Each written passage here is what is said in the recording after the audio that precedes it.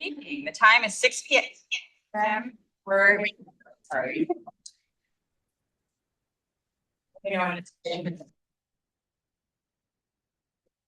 Ready? Okay.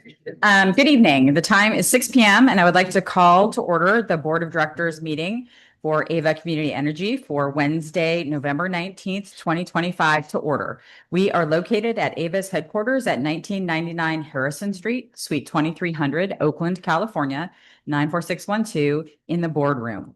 Members of the public wishing to make a comment can do so by submitting a speaker card here in the room, or if you're attending virtually, use the raise hand function on Zoom or *9 if you're joining us through telephone. Clerk, can you please take the roll call? Yes, thank you. Hold on one. Alameda County. Present. Albany. Present. Berkeley. Dublin. Present. Emeryville. Fremont. Present. Hayward. Present. Lathrop. Livermore. Present. Newark. Present. Oakland. Present. Pleasanton. San Joaquin County. Here. Stockton. Here. Tracy. Present from the 1755 Harvest Landing Lane, Tracy, California location. Thank you. Union City. Here. Community Advisory Committee. Present. San Leandro. Present. Piedmont. Present. We have a quorum. Wonderful. Okay. I do want to thank everyone for being in attendance here tonight. We do have a jam-packed meeting. As chair, we are going to continue on to the Pledge of Allegiance, and then we'll talk a little bit more about our meeting agenda. So if you are able, please rise and join me in the Pledge of Allegiance. I pledge allegiance to the flag of the United States of America and to the republic for which it stands, one nation, under God, indivisible, with liberty and justice. Wonderful. Thank you. Let's actually move on to public comment, which is agenda item number 3, and then we'll have a moment to talk about the agenda after that. So do we have any public comment? This item is reserved for persons wishing to address the board on any AVA-related matters that are not otherwise on this meeting agenda. Public comments on matters listed on the agenda shall be heard at the time the matter is called. As with all public comment, members of the public who wish to address the board are customarily limited to 2 minutes per speaker and must complete, as I said before, an electronic speaker slip. I may increase or decrease the time allotted to each speaker depending on the number of speakers. Do we have anyone in the room who would like to make a public comment at this time? Seeing none, do we have anyone attending on Zoom who would like to make a public comment at this time? There are no hands raised at this time. Okay.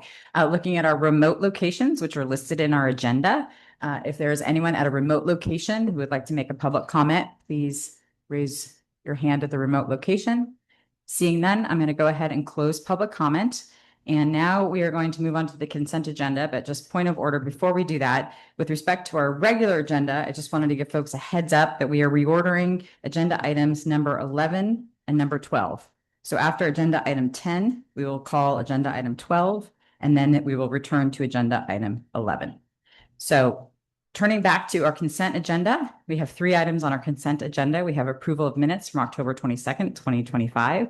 We have contracts entered into, which is an informational item. And then we have appointing certain AVA positions to serve in the role of prosecuting authority. And that was the subject matter of an agenda item at our last Board of Directors meeting. So do we have any questions or any items that my colleagues would like to pull looking at the consent agenda items 4 through 6? Seeing none, we will now turn to public comment. Do we have any public comment in the room on agenda items 4, 5, or 6? Seeing none, do we have any comments online? There are no hands raised at this time. Okay. Looking at my colleagues attending by Zoom, do we have any comments with respect to the consent agenda at this time? Seeing none, we will bring it back to this body And if anybody wishes to make a comment, I was just going to make a quick comment about agenda item number 5, which is contracts entered into, and I'm channeling my colleague, Director Nygaard from Tracy, who wanted us to remember that we had talked about having what is provided in this informational item, a table at the beginning of the contracts entered into that describes, the contract, the amount.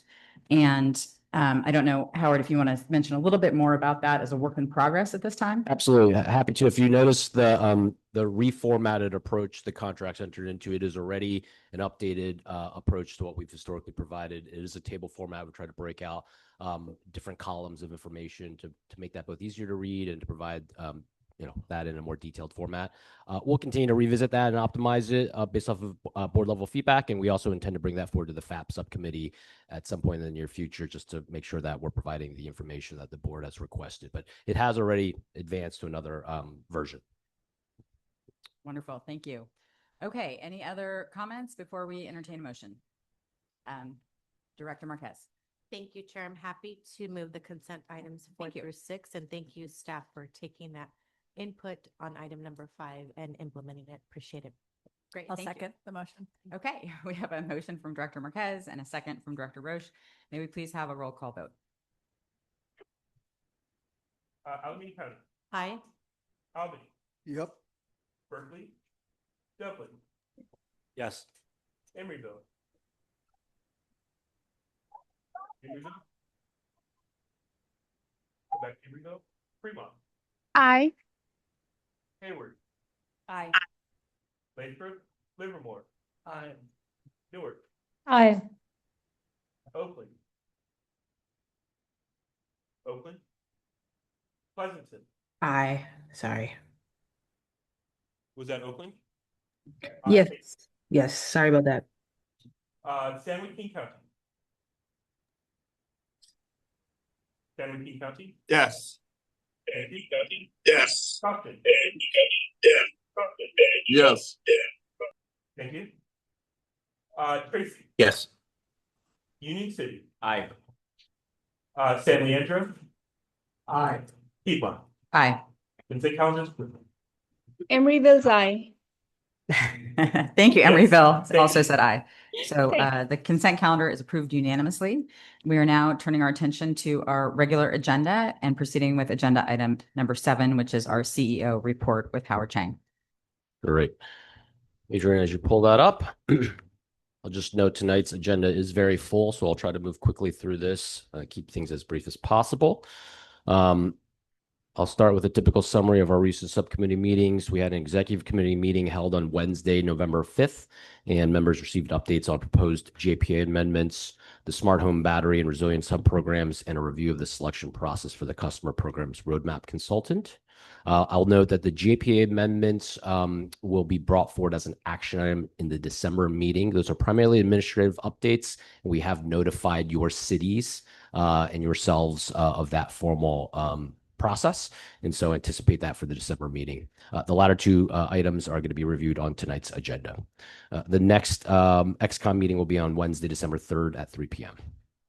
We also held a finance administrative and procurement subcommittee meeting on Friday, November 7th. Unfortunately, we did not have a quorum. I do want to acknowledge that we had a reporting misstep on our part. Staff missed noticing Member Brown's remote location there, and that's one of the reasons why we did not hit a quorum. So apologies both to Member Brown as well as to our board members. We were able to hold that meeting on a purely informational basis, however. The next FAP subcommittee meeting will be on Wednesday, January 28th in the new year at 3:30 p.m. Next update, I wanted to just share, we typically do our community sponsorships a couple times a year. That application window is currently open. We always like to encourage and support our community members. AVA typically awards local organizations with community sponsorships in this category. We support organizations such as sports teams, art, music, STEM programs, but certainly not just limited to those types of categories. It's a maximum award of $2,500 per organization per award round, with as many as 20 recipients funded per round. So that application is open right now. It closes on November 30th. We do have a link to it, so certainly encourage board members to share that information with your communities. Moving on, we have two new employees I wanted to highlight. The first is Ellen Kwok. She's a machine learning and operations associate engineer. She works within our engineering, analytics, and Salesforce team. Does a lot of support for our power resources team in that role. So we're excited to have her join. The next is Nadia Halal. She is a new power resources analyst. So helping with our renewable energy credit procurement team and just recently joined.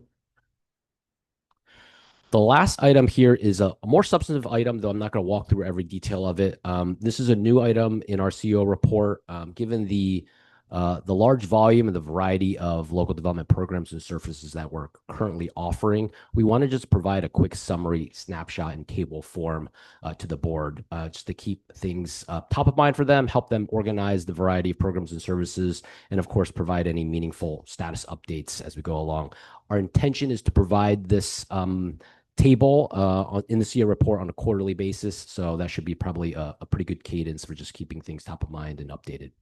Adrian, you can scroll to the next page.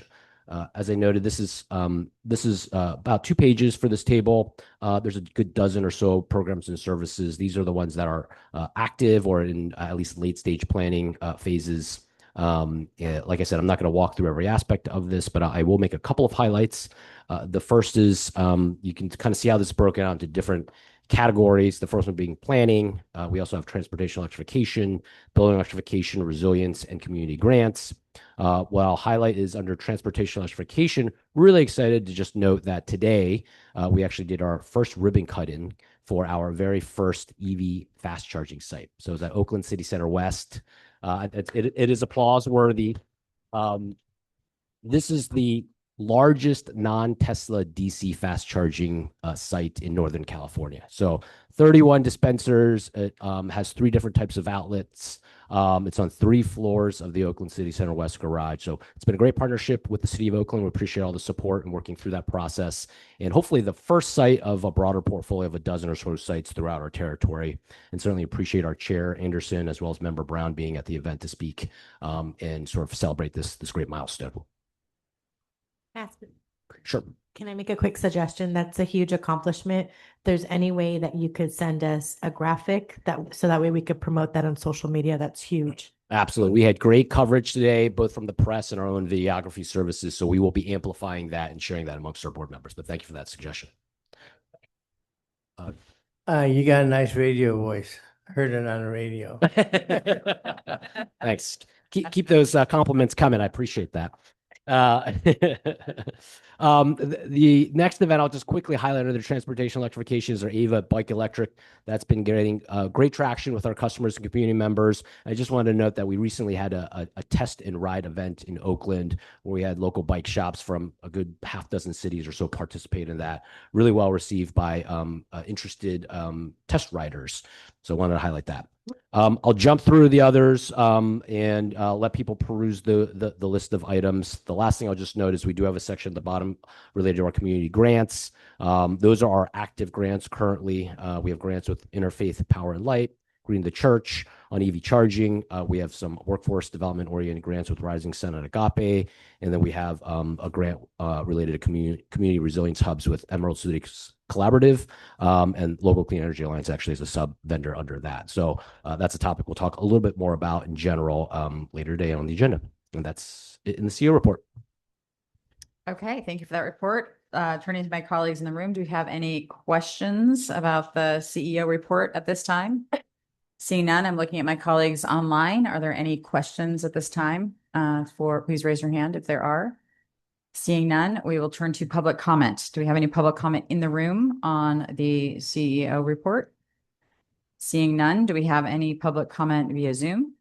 Are there no hands raised? No hands raised. Okay, so now I'm looking again at my colleagues remotely. Do we have any public comment on this item in any of our remote locations? Seeing none, we will close public comment and bring it back. This is a non-action item, but if there are any final comments that anyone wants to make at this time. Okay, great. Thank you so much for that report. It really was a privilege to be with Councilmember Brown and also Councilmember Carol Fife from District 3 of Oakland at the launch of AVA Charge. It is really something to be proud of. It's a huge accomplishment. not only for Ava, but our partners in the city of Oakland, as well as everyone who worked so hard internally and with our external partners on this. It's really very exciting. And the reason I think it's so exciting is because it's really all about access to clean transportation and providing a place for folks to charge who may not have access to a place at their home or at their work. So Ava is meeting people where they are in the hopes that our residents and our constituents will really seriously think about making the transition to using a clean energy vehicle. So thank you so much. All right, we are now moving on to agenda item number 8, which is the CAC report, and I will turn the mic over to Ed Hernandez. Thank you very much, Chair. The CAC met on Monday to discuss 3 items, specifically the CSA for the customer roadmap, item number 11, as the original agenda showed, the consultant, the item number 12, smart home battery and resilience hub project approval, and program design as well. We briefly got a high-level legislative wrap-up and 2026 preview. As we ran about 3.5 hours long, we just ended up sort of truncating item number 13, spending a lot of time on the smart home battery and the CSA. The CSA action took 2 actions that evening. For item number 11, the CSA for customer program to roadmap consultant, the action was to recommend approval of the budget and program design, noting public input on resilience hub funding and prioritization, residential energy benefits. So what the community was asking more of parity, 50% of that budget to residential and care fair customers and 50% to the resilient hub element. I think we went with the recommendation because resilient hubs are getting a good amount of money, and there's a focused conversation that will be brought about 20 different hubs that are maybe in the pipeline. But it is a lot of money, and there's more bang for the buck on creating the energy for the community on the residential side. On the smart home battery and resilience hub project, budget approval and program design, I think there was a call out. The action was to recommend rejection of the CSA. Excuse me, the rejection of this. I'm getting confused. My apologies. Yeah, okay. My apologies. I'm getting confused between the items. So again, the roadmap was requested to reject because of the Deloitte consultant. So that's going to be discussed more and their ties to ICE. And we recommended the Resilient Hub project approval. So there's between the items getting confused. My apologies. So again, we're good with the smart home battery and Resilient Hub budget, even though there's some feedback. And the customer programs roadmap, the item was rejected. But they did really appreciate all that was done for that work. So there's a lot of good comments. I'll provide more comments there. And that's it for right now. Thank you. Okay, thank you for that. Looking at my colleagues here in the room, do you have any questions for our CAC Chair, Ed Hernandez? Seeing none, I am looking at my colleagues online. Do we have any questions? If so, please raise your hand. Okay, seeing none, let's turn to public comment. Do we have any public comment at this time in the room regarding agenda item number 8, CIC report? Seeing none, do we have any public comment online? There's no hands raised this time. Okay. And finally, just looking at my colleagues online to see if there is anyone in attendance at your remote locations who would like to share a public comment on agenda item number 8. Seeing none, we are closing public comment. This is an informational item. Do any of my colleagues have any final comments before we move on?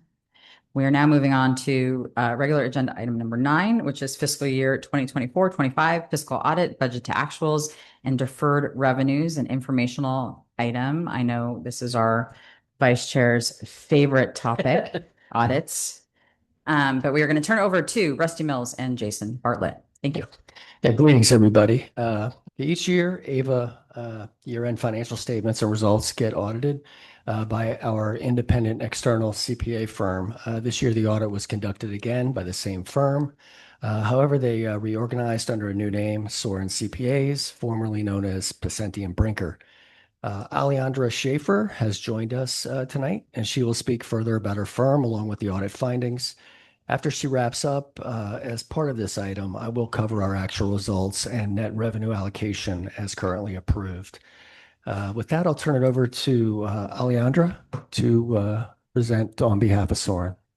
Thank you, Rusty. Yes, so I guess we'll jump right into our name change. So as of May of 2025, Pacenti and Brinker combined with other like-sized firms and rebranded into one unified firm, Soren. So by combining resources, it was a strategic merger so that we were able to invest greater in technology as well as our assets, our people and our clients. So Soren is now a new national top 50 firm, and we currently have 23 office locations and almost 1,000 employees. Nothing is going to change for Ava, though. It's still, Santa Rosa will still be the lead office. There'll be no changes to the current engagement team, cost, timing, or the services that we provide to Ava. Next slide, please. So the results of this current year's audit, the audit is now complete. We reported an unmodified opinion, which means that based on our audit, the financial statements are materially accurate. There is no significant deficiencies or material weaknesses in internal controls noted. Next slide, please. So relative roles and responsibilities. Management is responsible for preparing the financial statements and establishing the system of internal controls. And as the auditor, we're responsible for auditing the financial statements. So we consider risks of material misstatement in the financial statements. We consider internal controls relevant to the financial statements. We perform tests of year-end balances based on our risk assessment, and we evaluate the adequacy of the disclosures. Next slide, please. So our audit is a risk-based audit. The risk assessment procedures include the following. So we gain an understanding of the entity's operating characteristics, practices, and procedures. We compare our knowledge of similar entities and industries and professional guidance, and we review procedures and controls surrounding significant transaction cycles and business processes. Some significant areas of focus for this year's audit were revenue recognition. This is always a big one. So for accounts receivable and accrued revenue, we selected samples of customer billings. We related total cash received during the year to revenue. We reviewed the revenue recognition through the year end and the method for determining. For cash and investments, this one's pretty straightforward. We're able to send confirmations directly to the financial institutions. For accrued costs of electricity, we review subsequent bills from electricity providers and cash payments. And then finally, for the financial statement note disclosures, we review them and confirm that they're complete and without bias. Next slide, please. Finally, some of the required board communications. As discussed in the financial statements, note 13, Ava did adopt GASB 102 through 104, which did not have a material impact or effect on the financial statements. We did not propose any audit adjustments. We didn't identify any significant or unusual transactions or applications of the accounting principles where there wasn't a lack of authoritative guidance. There have been no disagreements with management concerning the scope of our audit. We didn't encounter any difficulties in dealing with management during the performance of the audit, and we did issue a letter to the board dated November 14th, which details the required communication. So some of the stuff I just said, as well as a little bit more detail. I think that's the end of our presentation. If there's any questions. Okay, thank you so much for that. I also want to give a thank you to our directors who participated in the ad hoc audit committee. That was myself, the vice chair. It was Director Roche, and who else was on our ad hoc? And Balch, Director Balch. Is that right? Am I leaving anybody out? Anyway, we all have busy lives, and so I really appreciate the extra time that the directors took to participate in the audit ad hoc. Okay, so we are now turning to questions. Do we have any questions about the audit? Looking at my colleagues in the room, Director Roche. Thanks. Yeah, along the way, I mean, it was really interesting being part of that process, and I appreciate, all of the communications we got and the questions that they answered. And I just, obviously looking at our next budget item, I just want to ask, so the audit stays the way it is, right? We're still looking at that net revenue of, was it 130 million, right? What did we say? So notwithstanding what we're looking at going into the future, that's still net revenue. Yeah. Also, can I just make a comment? I think Rusty has other presentation materials that will talk about the budget to actuals reconciliation. So that was part of this same item, just the first presentation from our auditor. And he will present on some additional materials, perhaps we can have discussion and comment. Because I think that We'll get let answers. Gotcha. Okay. CFO proceed. So my bad. Go ahead, please. Nope, not a problem. If you want to pull that up, Adrian, I'll get started.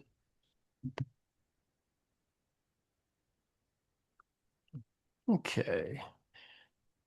So traditionally, we cover our results in this budget to actuals format. The same data formulating our audited financials is categorized in budgetary line items to make it slightly easier for the board to digest. Since the budget is something you see information about a few times a year and approve annually. So this table to the right displays our budget forecast in the left column at the time the budget was passed. We did have a budgeted 42 million net position increase. And then our actual results are on the column on the right. Overall, our revenues were slightly higher than expected, mostly as a result of higher than expected rates, while also recognizing 22 million from previous deferrals for on-bill credits. These are slightly offset by higher than expected uncollectibles, although still very modest at 1.5% of revenues, and we typically budget for 1%, so basically in line. Energy costs were just under budget by 11 million at 749 million, as market prices were largely in line with forecast, although we spent more year over year after expanding into new territories. And when all the energy services costs and administrative overhead are included, we were slightly under or about 2.8% below our operating expenditure budget forecast. Other sources of revenue were much higher than forecast, due mostly to interest income from rates remaining higher than expected, but also some collection of liquidated damages from some of our contracts. And then these results led us to an overall increase in net position of the 130.4 million, which is the final number that you did approve for us to defer in September into the RSF and for on-bill credits, which we will have further discussion on in the next item. Next slide, Adrian. Because we issue statements that comply with GAAP and GASB standards that differ from the budget that we set and you approve, differences in the results on our net position end up occurring, but they can be reconciled. We do align as much as possible with GAAP and GASB standards, but there are various items that get treated differently. So as you review the audited financials that are in the packet and see a change in net position of 18.6 million, we can reconcile that in this table. Items such as local development funds that were deferred in prior years and then utilized for expenses, along with the 22 million transfer to programs that we included in the budget, but also lease obligations, grant revenue, depreciation, and other smaller items in this list that help show how the full 18.6 million is reconciled to our budget to actual ending balance of 0 after we do the deferral. And that shows at the bottom there, getting to that 0 balance after allocating the 130 million. Next slide, Adrian. And then lastly, this slide and table details the status of revenue deferrals that we discussed at length throughout the year. As you recall, just a few weeks ago, you approved our rate stabilization fund and policy, where you also approved deferring 90% of the net revenues into the RSF and the other 10% to be available for on-bill credits. We will have further information for consideration in the next item. With our final results, the current amount that resides in the deferral fund for rate stabilization is now 149.5 million, when all prior deferrals that existed from prior years, plus that 130 million surplus from last year are added. And then when all other funds that have been deferred in prior years for other purposes, including the funds for recognition at later times for renewable energy premiums and solar and storage incentives, and that current year 10% or about 13 million for the on-bill credits, we do have a total of 188 million now of deferred revenue in the RSF. So with that, we can open it up to questions now. Great. Thank you so much. I'm sorry about inadvertently cutting the presentation short. Okay. So now we are opening it up to questions, and I'm looking, Director Roche, would you like to ask your question again? Thank you. You know, it's okay. This is what I wanted. Thank you for that. And I think the bigger questions I have will come in the next item. So thank you. Great. Any other questions here in the room at this time? Any questions? Oh, yes, Vice Chair. Two quick questions. The first one being uncollectibles. Yes. Budgeted 1, ended up at 1.5. Particularly curious about trend. Yeah, and so I can say that at least through this fiscal year to date, we're about 1 to 1.2%. So we're right in that typical budgeted range, but slightly higher. And I will say we did have expansion into new territories that may have a slightly higher uncollectible rate than the rest of our territories. So that may have been part of it, but the trend is right in line with where we budget. Okay. The second question, so there's a list of the RSF different categories, this for this purpose, 10 million for this, 13 for that, whatever the exact numbers are. Yep. For that in particular, if there's a recharacterization of that project, that use, that potential use, there's an A and a B. Does that require a board vote? And number two, I guess maybe before that, is that even allowed under the standards? Yeah, absolutely. If the board votes to utilize those deferred revenues in different ways than originally planned, a board action would be evidence enough to make that change. And we have that full accounting and would just recategorize after you guys made that decision. So the answer is allowed, Allow. and the board can reallocate. Yeah. Thank you. Great, good questions. Thank you. Any other questions in the room? Yes, yes. Thank you for the presentation. Can you help me understand? There's a section about our assets and depreciation. I guess we factor in equipment worth over $1,000.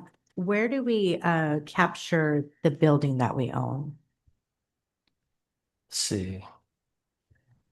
Open that up for you. Nick, may I answer that one? Oh, go ahead, Ed. Go ahead. Great. If we could go back to that slide that if you would please, it's the one before this. Yeah, this one. Sorry. No, that was the right one previously. Thank you. If I'm understanding the question, I believe it's related to this slide. Is that correct? I just want to know the fact that we own a property, a building, where is that captured? Sure, that would be captured on the balance sheet. Yeah. Yeah, sorry, I thought you were speaking to the reconciliation. No. Okay. The balance sheet is in the financial statements. I don't know if we can bring that up.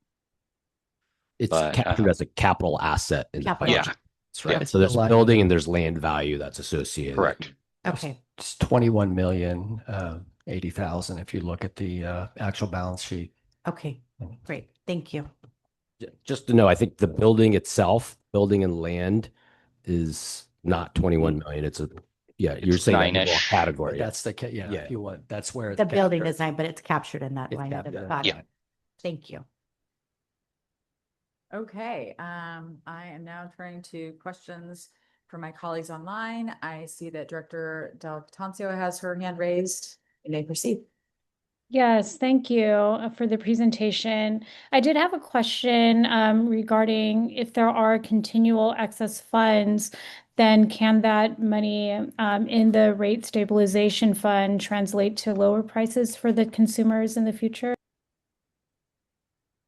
Yeah, I think the purpose of the majority of that funding of the 188 million, we do have that 149.5 million set aside for rate stabilization, and we would use that to offset costs or our budget to make sure that rates could stay in a position of a value proposition, something that we could, in essence, passing on lower rates to the customer. Thank you. Great. Any other questions from our colleagues online? Okay, we will now turn to public comment on this item. This is an informational item. Do we have any public comment here in the room on this agenda item number 9? Do we have another question? Do we have any? Oh, do we see any more hands raised? No pressure. Yeah, no pressure. think we just heard from her. Oh, okay, great. Okay, thank you. Okay. So, public comment. I do not see any public comment in the room. Do we have any public comment on this agenda item via Zoom? There are no hands raised. Okay, and do we have any public comment at any of our remote locations? Okay, seeing none, we're going to bring this back. Any other final comments or questions on this informational item this evening? Okay, seeing none, I do want to give appreciation to Soren CPA, our auditors, for the audit this year. It was really nice to work with you, and I appreciate all that you've done, and thank you for the explanation of the merger, and we'll look forward to continuing to work with you. Any other final comments from our, go ahead. I have one comment clarification for Director Marquez. Actually, in the statements themselves on page 23, there's a capital assets table in note 5, and that shows the building and land in that table also. Wonderful. Thank you. Okay, I think that closes out this item. Again, thank you, everyone, for the work you put into this report, this financial audit, the budget to actuals, and the deferred revenues. It was all very clear. Appreciate that. And it becomes even more important as we move into agenda item number 10, which is our 2026 financial forecast and adjustments. This is an action item, and I'm going to turn it over to our CEO, Howard Chang. Okay. Adrian, you can go ahead and jump to the next slide. Let me just note, this is a very substantive topic and item. We're going to probably spend a lengthy amount of time both on the presentation to make sure we go through it thoroughly and leave ample time for active discussion amongst our board. Excuse me. I'll also note that we did not preview this item. Typically, a big substantive item like this, we would preview to a subcommittee. In this case, we did not because there was a recent filing in October from PG&E for their error filing. So we've incorporated that information as quickly as possible. So this is the first time that we'll be speaking to this with the full board, though we did flag it at a very high level at our FAP subcommittee meeting recently. With that, let me just note on this introduction slide here. So obviously we just wrapped up the financial audit. We covered the details of that. Really good news there to have a budget surplus of about $130 million. We're going to talk about in this presentation some challenges financially that we're going to be facing in 2026 and why that's critical. Also note that in what we're talking about here in 2026, it's really important to understand that it's all in the context of rates going down by approximately 30%. So generation rates, inclusive of PCIA, are forecasted to come down between 2025 and 2026 by about 30%. That's great news. Affordability has been a huge issue for our customers, certainly in our territory, but really throughout California. And so we're talking about a rate reduction, a very meaningful rate reduction for our customers. What that does, though, of course, it really squeezes us from a financial headroom perspective.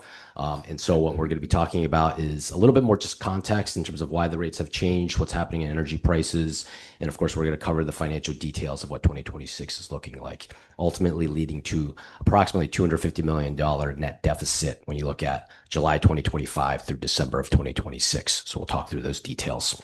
With that deficit, of course, we have a number of recommended actions for the board to both consider today and also hopefully take.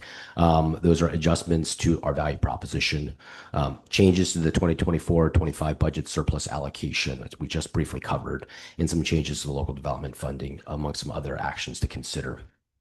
The last thing I'll say is, while there are some financial challenges ahead of us that we'll detail, of course, we're really well positioned to address these issues.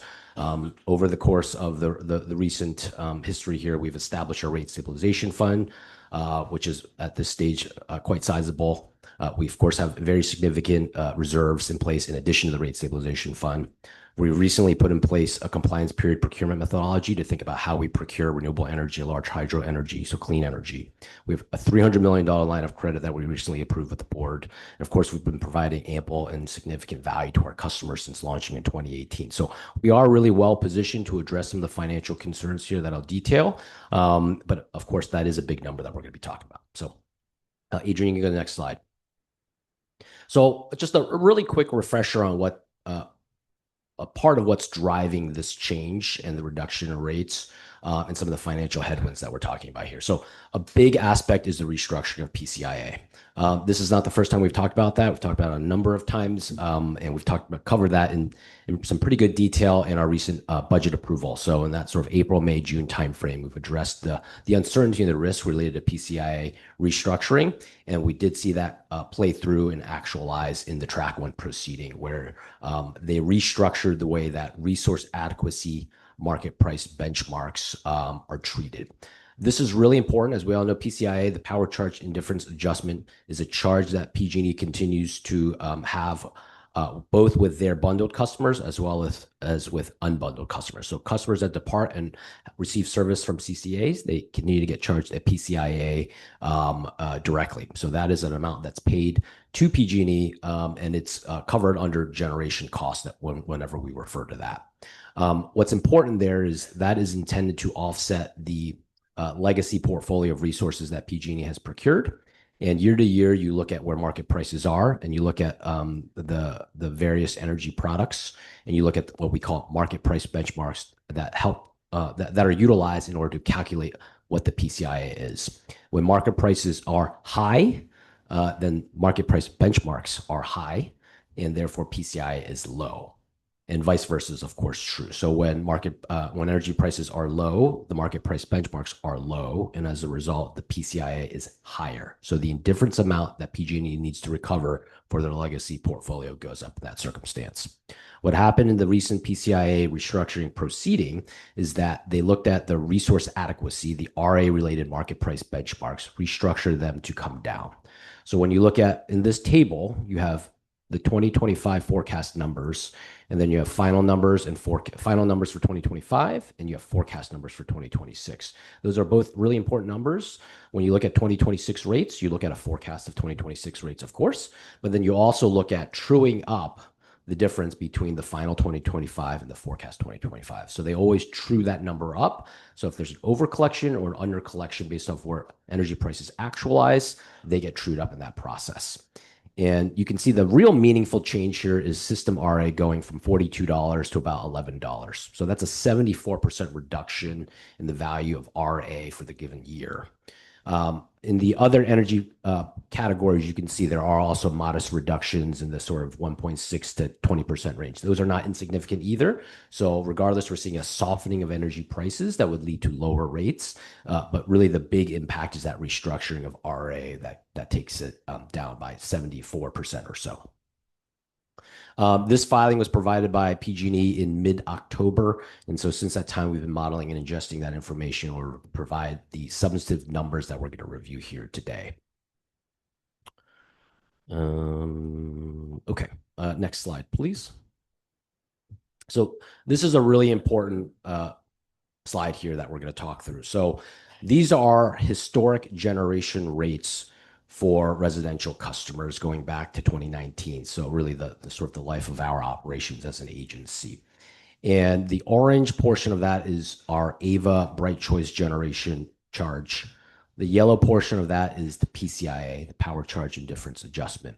And then the light blue portion there is what we're calling here the PG&E premium, but also equivalent to the Bright Choice discount that we provide relative to PG&E.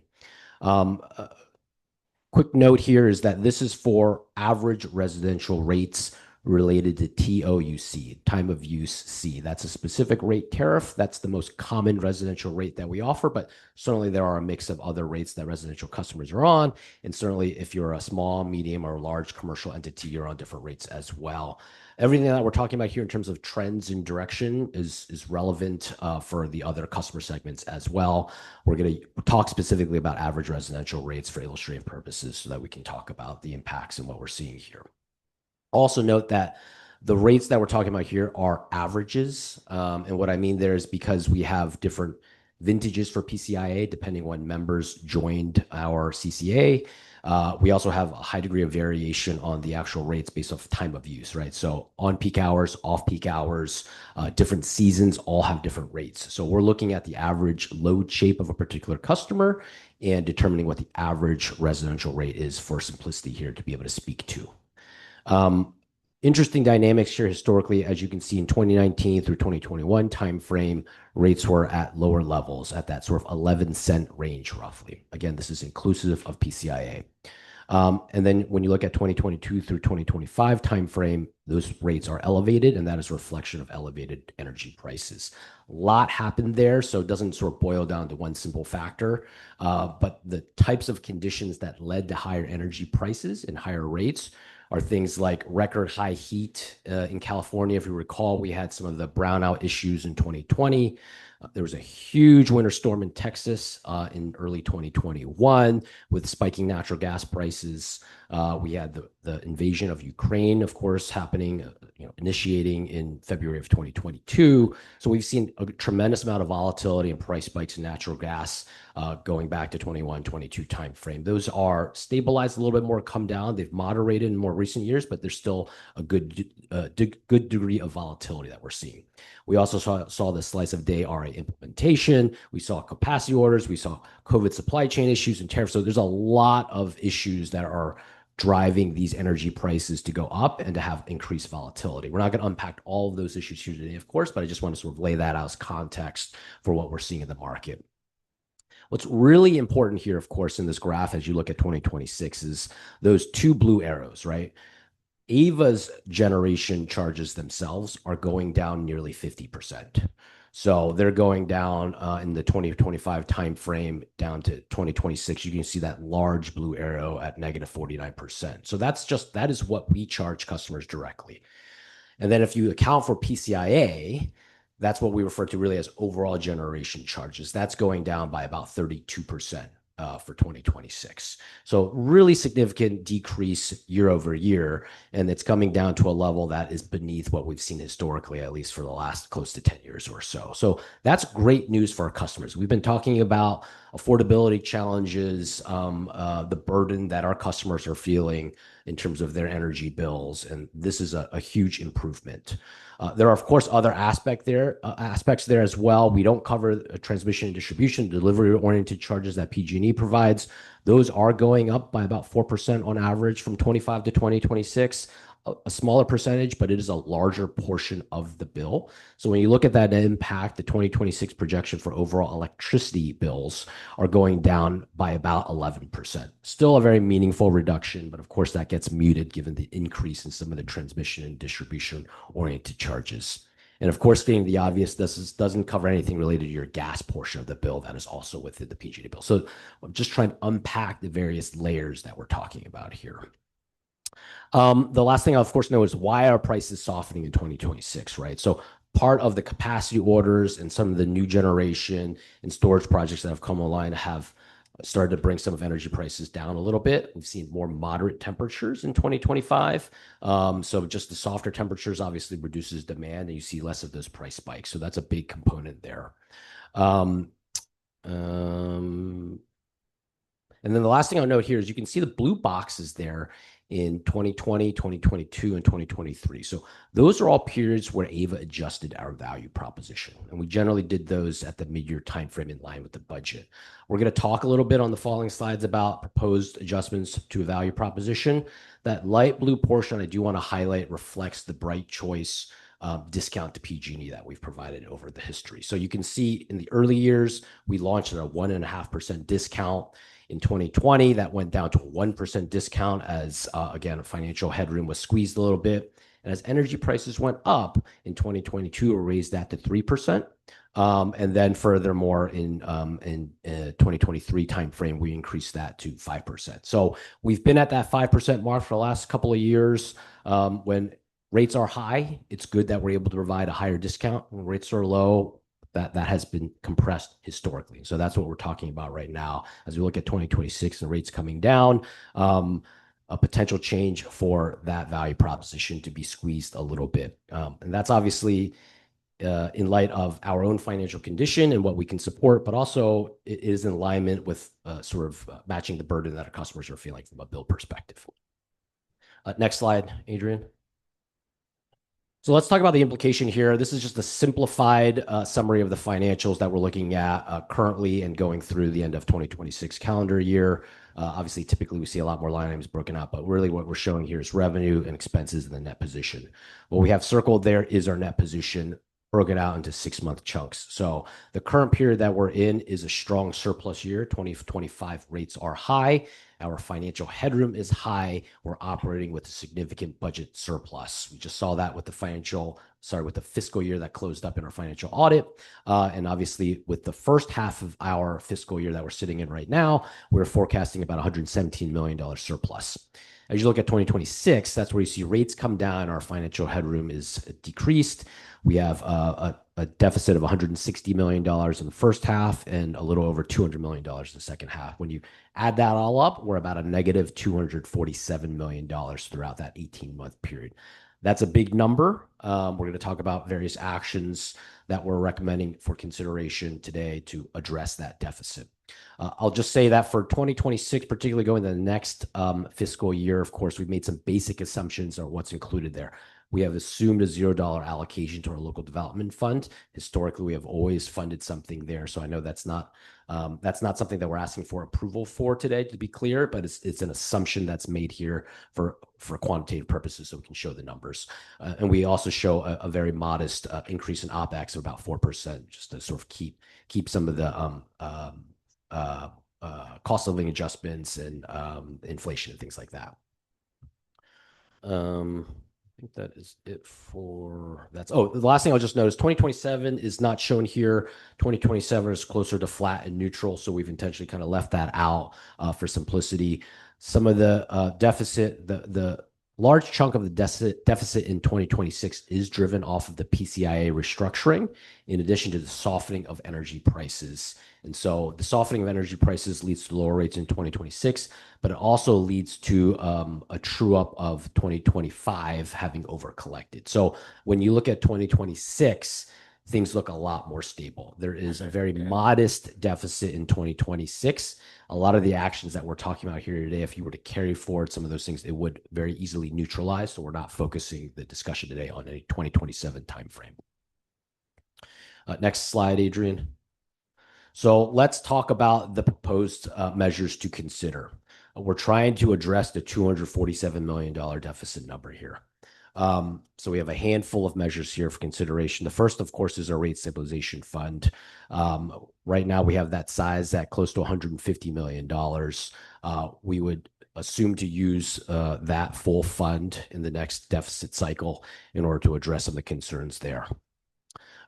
The next one is an adjustment to the value proposition. By the way, we'll have a more detailed slide on every single one of these to walk through in a little bit more detail. So I'll just cover at a really high level for right now. We are making some recommendations to adjust our value proposition to take the Bright Choice discount from 5% down to 1%. And then taking the Renewable 100 premium from 1/4 cent to 1.25 cents. That would equate to roughly $52 million in approximate value, increasing our revenue.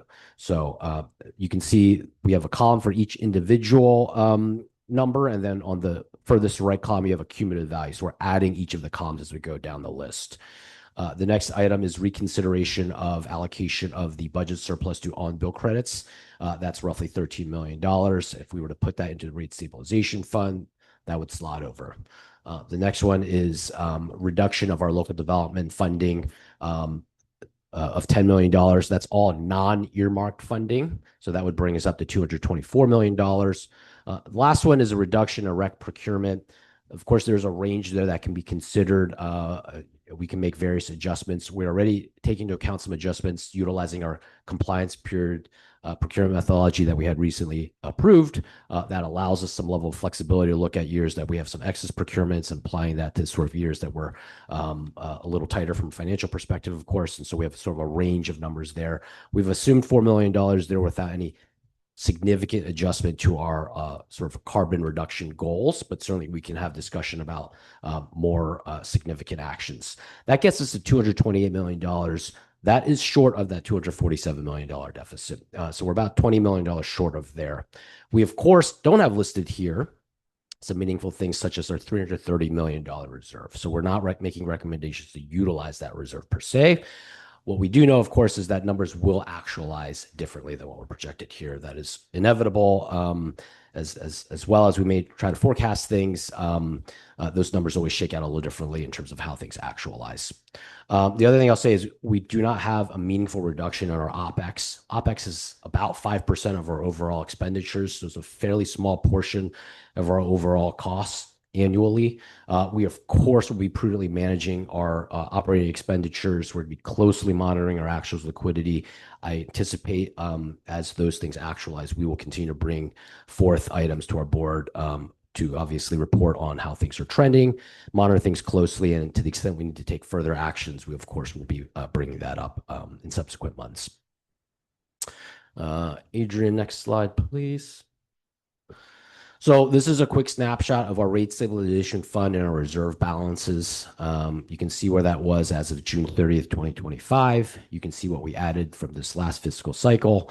Again, that's $117 million. So that's a 90% of our overall net position that we saw, or our budget surplus from last year that we saw. That brings our current rate stabilization fund balance to nearly $150 million. And we have our reserves at $331 million. So in total, we have just a little over $480 million to help manage this financial risk. In addition to that, we have our $300 million line of credit. So that's with PNC Bank that was recently approved. That is launched and active right now. We have a number of letters of credit that are posted utilizing some of that credit capacity. So we have about $257 million available there. Next slide, Adrian. So let's talk about value proposition. We have a few slides on this. So what we have laid out here is adjustments to the value proposition, both related to our Bright Choice discount, as well as related to the Renewable 100 premium relative to PG&E. So the table with the orange highlighting is related to our Bright Choice discount. And you can see we've shown sort of the sensitivity analysis of changing that discount to different levels. So if we brought it from the current 5% level to 4%, that would equate to $6.3 million in increased revenue and on down the line. As a reminder, we're making a recommendation to take the discount down to 1%. So that would translate to a $25 million increase in revenue. The table with the green headline is the R100 premium, currently at a 1/4 cent premium to PG&E. And you can see that we've increased that by 1/4 cent increments beyond that. Again, we're recommending increasing that to 1.25 cent premium.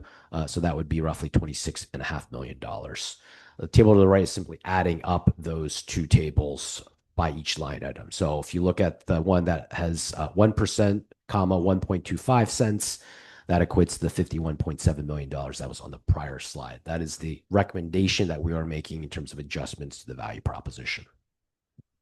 The bottom portion of the slide I'll detail is what our value proposition has been historically since we started service in 2018. So you can see for Bright Choice, we launched with a 1.5% discount.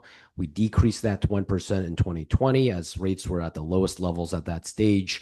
And then we were able to increase that to 3% in July of 2022 and up to 5% in July of 2023. And that's where we're at today, of course. And that has been, of course, in a high rate environment when we've done that. And then the last line item there is Renewable 100 premium. We launched at a 1 cent premium to PG&E for that product. That has gone down in time with similar timeframes that we're talking about for the Bright Choice discount as well. I do want to acknowledge here, of course, we've expanded service to Stockton and Lathrop this year. We are planning to extend service to unincorporated San Joaquin County next year. So it's important to talk about how these numbers are changing, not just for our existing incumbent members, but our newer members, as we've been dialoguing around a 5% discount. We've always tried to not commit to that, understanding that the value proposition can adjust from time to time. But I just want to acknowledge those, there's probably certain expectations that those new members have had. Those are important to take into account. With that said, we'll talk a little about the rate impacts on the following slides. So if you can go to the next slide, Adrian. Great. So this is a really important slide when we think about value proposition and when we think about the implication on rates, right? At the end of the day, We talk a lot about a value proposition and our discount to PG&E because it's a really simple message for our customers, and they know PG&E, we're a relatively new public power provider, so it simplifies what we're talking about in the value we provide. Ultimately, though, their bills are based off of the rates, right? So let's talk about rates and how that all translates.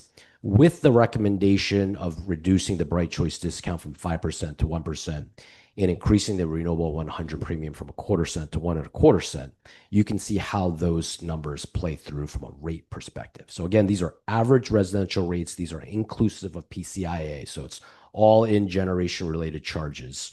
You can see for Bright Choice, currently in 2025, the average rate is 14.22 cents. If we were to maintain the current value proposition in 2026, that would come down to about 9.7 cents. That's the 0.0969. With what we're recommending, adjusting that 5% discount to 1% discount, that would be 10 cents instead, the 0.1003. So that's 10.03 cents per kilowatt hour. So we're going to see a reduction from 14 cents down to 10 cents between 25 and 26. That is a very meaningful reduction. The last two columns there, of course, show the percentages. If we were to maintain the value proposition, rates would be coming down by 32%. And with what we're recommending with an adjustment of the value proposition, they would go down by 29%. So we are providing a very meaningful reduction in rates regardless. On the Renewable 100 side of things, very similar story, going from 15.2 cents down to a proposed 11.38 cents, right? So that's going down by nearly 4 cents instead of a 32% reduction in their rate. If we were to maintain the value proposition, it's going down to about a 25% reduction in rates.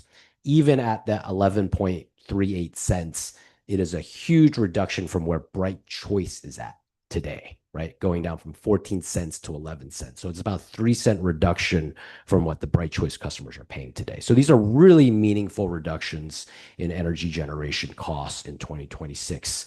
And so I think if we do move forward with these adjustments of value proposition, which I know is a lot to take in and consider, we would think a lot about how to message this with our customers, right? And how to talk about the rate reduction and the energy burden that they've been feeling in terms of their electricity bills and how they're overall seeing a significant reduction in generation rates. Next slide, please, Adrian. This is just a schedule of the actions that are necessary if we are to adjust the value proposition. We do have an established board protocol on how we do that. We always want to make sure that it's public. We allow for public commentary, and we take that back to the board. So we're not technically asking for action today from the board to approve this. We are previewing it. We will take it further to the executive committee for review. We will post this publicly, have 2 community webinars to detail these changes. We'll receive public commentary. We will present to the CAC on the December 15th meeting. And then if all that goes forward smoothly, we'll provide all of those findings and commentary to the board at the December 17th meeting for actual action to take to adjust the value proposition. That would then be with the intention to go into effect January 1. So one of the reasons that we have not previewed this with the subcommittee in light of the information from PG&E just coming in October is because we want to be able to move quickly starting January 1 to adjust the value proposition in light of the significant financial deficit that we're facing. So that's why we're moving at this, I know, quick pace. Okay, so next slide from here. This is just a recap. I'm not going to talk about this in too much detail, but I do, of course, want to take this opportunity to emphasize and summarize some of the value that we've been able to provide to our customers since we've launched. So when you take into account value proposition, we have been able to provide $174 million of savings through that discount, through the various bill credits that we provided since 2018. We've also funded about $115 million to local development efforts, grants, things of that nature, through building infrastructure, providing incentives, et cetera. And then lastly, we have spent about $40 million just on the local wholesale generation energy products that we have procured energy from. That's the Scott Haggerty Wind Energy Center in Livermore, and that's the Kola Battery Storage System in San Joaquin County. That's not accounting for the job creation or the tax revenue that's created from those jobs and provided to both of those counties, of course, Alameda County and San Joaquin County. And the right side, of course, is highlighting our power content label. Decarbonization is a huge priority for our agency, and you can see our Bright Choice. This is 2024 results specifically. We are at 96% renewable and large hydro energy. You can see the pie chart all the way to the right is PG&E. The majority of the energy is nuclear energy. They have significant gas. They have renewable energy.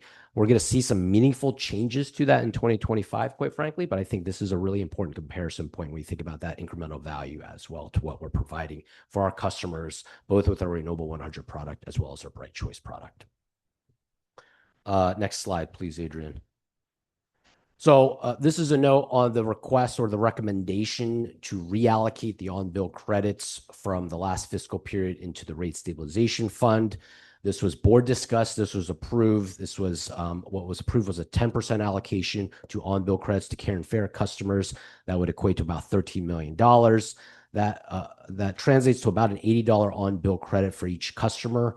You can see historically, we just want to provide some data points. We have provided that on-bill credit in 2022, 23, and very early 2025 at $50 or $100. Those, of course, were at very high rate times.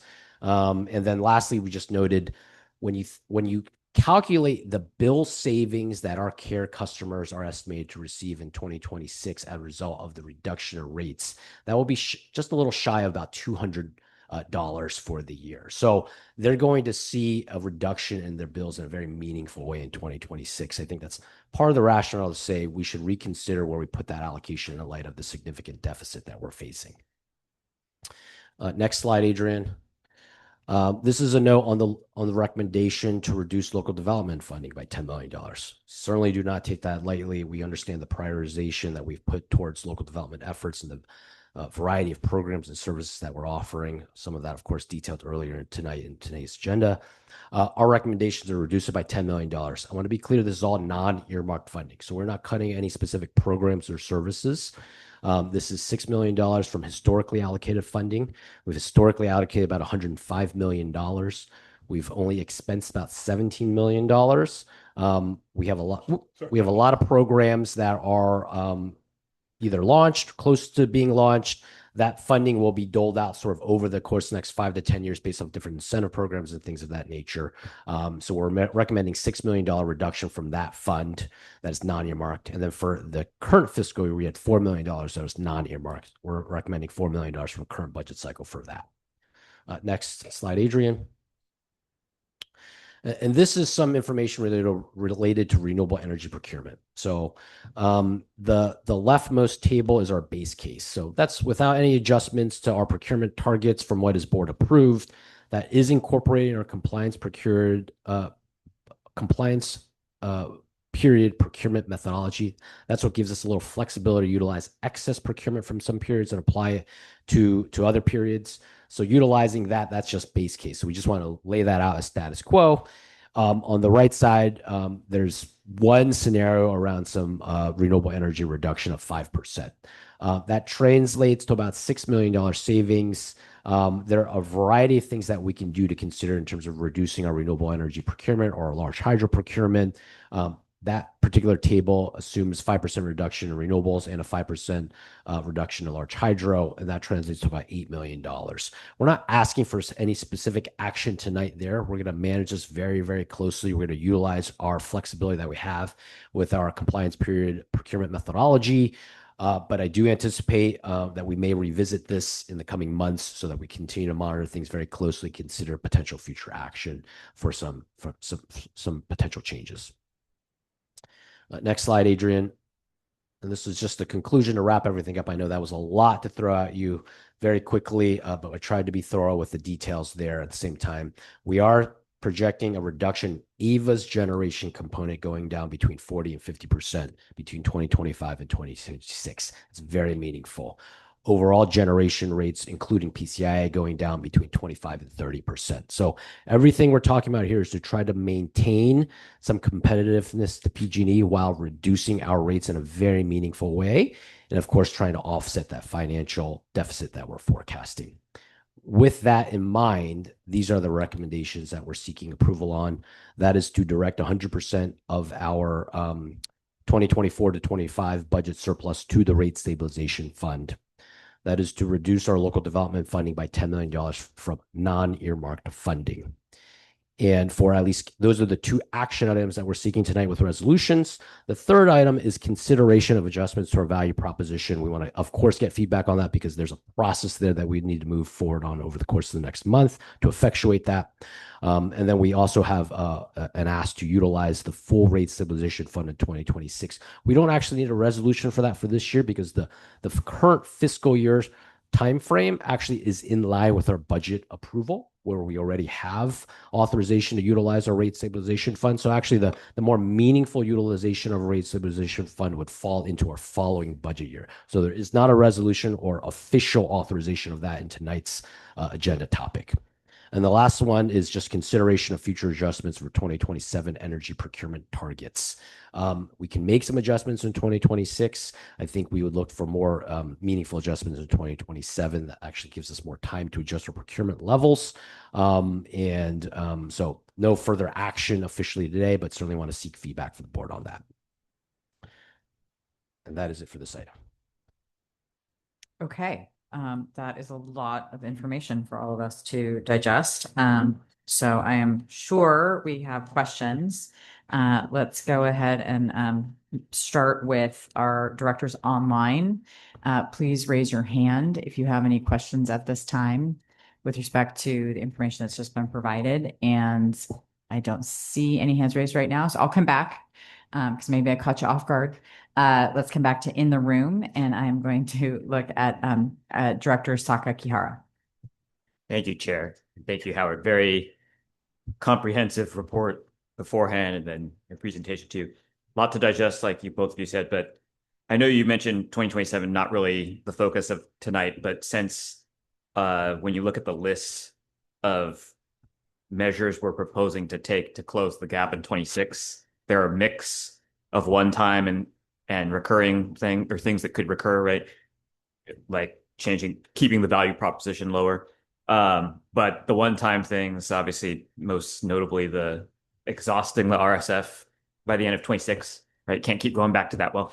So I am curious just a little bit, you had mentioned kind of briefly, hey, 27 is looking a little bit better, but I'm curious what factors are going to determine what 27 actually looks like beyond just us trying to predict rates, which is hard to do this far out, right? Because I know I was thinking, okay, this PCIA reform, that's a permanent thing that's going to tie one hand behind the back. But you also mentioned, well, the first year it takes effect is actually a bigger impact because you're truing up 25, which won't happen again in 26 or 26 to 27, right? So I'm just curious if you could talk a little bit more on with the understanding that 27 is pretty far out and we don't have a crystal ball either. Absolutely. As you noted, it's hard to predict exactly where energy prices will be in 2027. But if you assume prices are stable relative to 2026, and if you assume that 26 actualizes in the way that it's projected to actualize, then we're not accounting for any true-up aspects in 2027. So right now in 2026, there's huge true-up for two reasons. One, energy prices have softened in 25 relative to what was forecasted. And that softening also leads to lower rates in 2026. So when you look at 2026 rates, you're setting that on the basis of where you're projecting 26 energy prices to be, which is lower, and you're accounting for a true up of the fact that 2025 rates came in at softer levels. And that's, of course, what naturally leads to a softer projection as well. If you assume for 27, there's no meaningful true up, and there's no reason right now to think that there would be a meaningful true up, then it is much more stable. So it's closer to flat. There is a modest deficit in 2027. I don't want to say that there's no issue or risk or concern to have, but it's a much smaller number, order of magnitude $25 to $50 million deficit. If we were to make these value proposition changes, that would totally neutralize that right there. And so if you assume, no crazy volatility, that's what would happen there.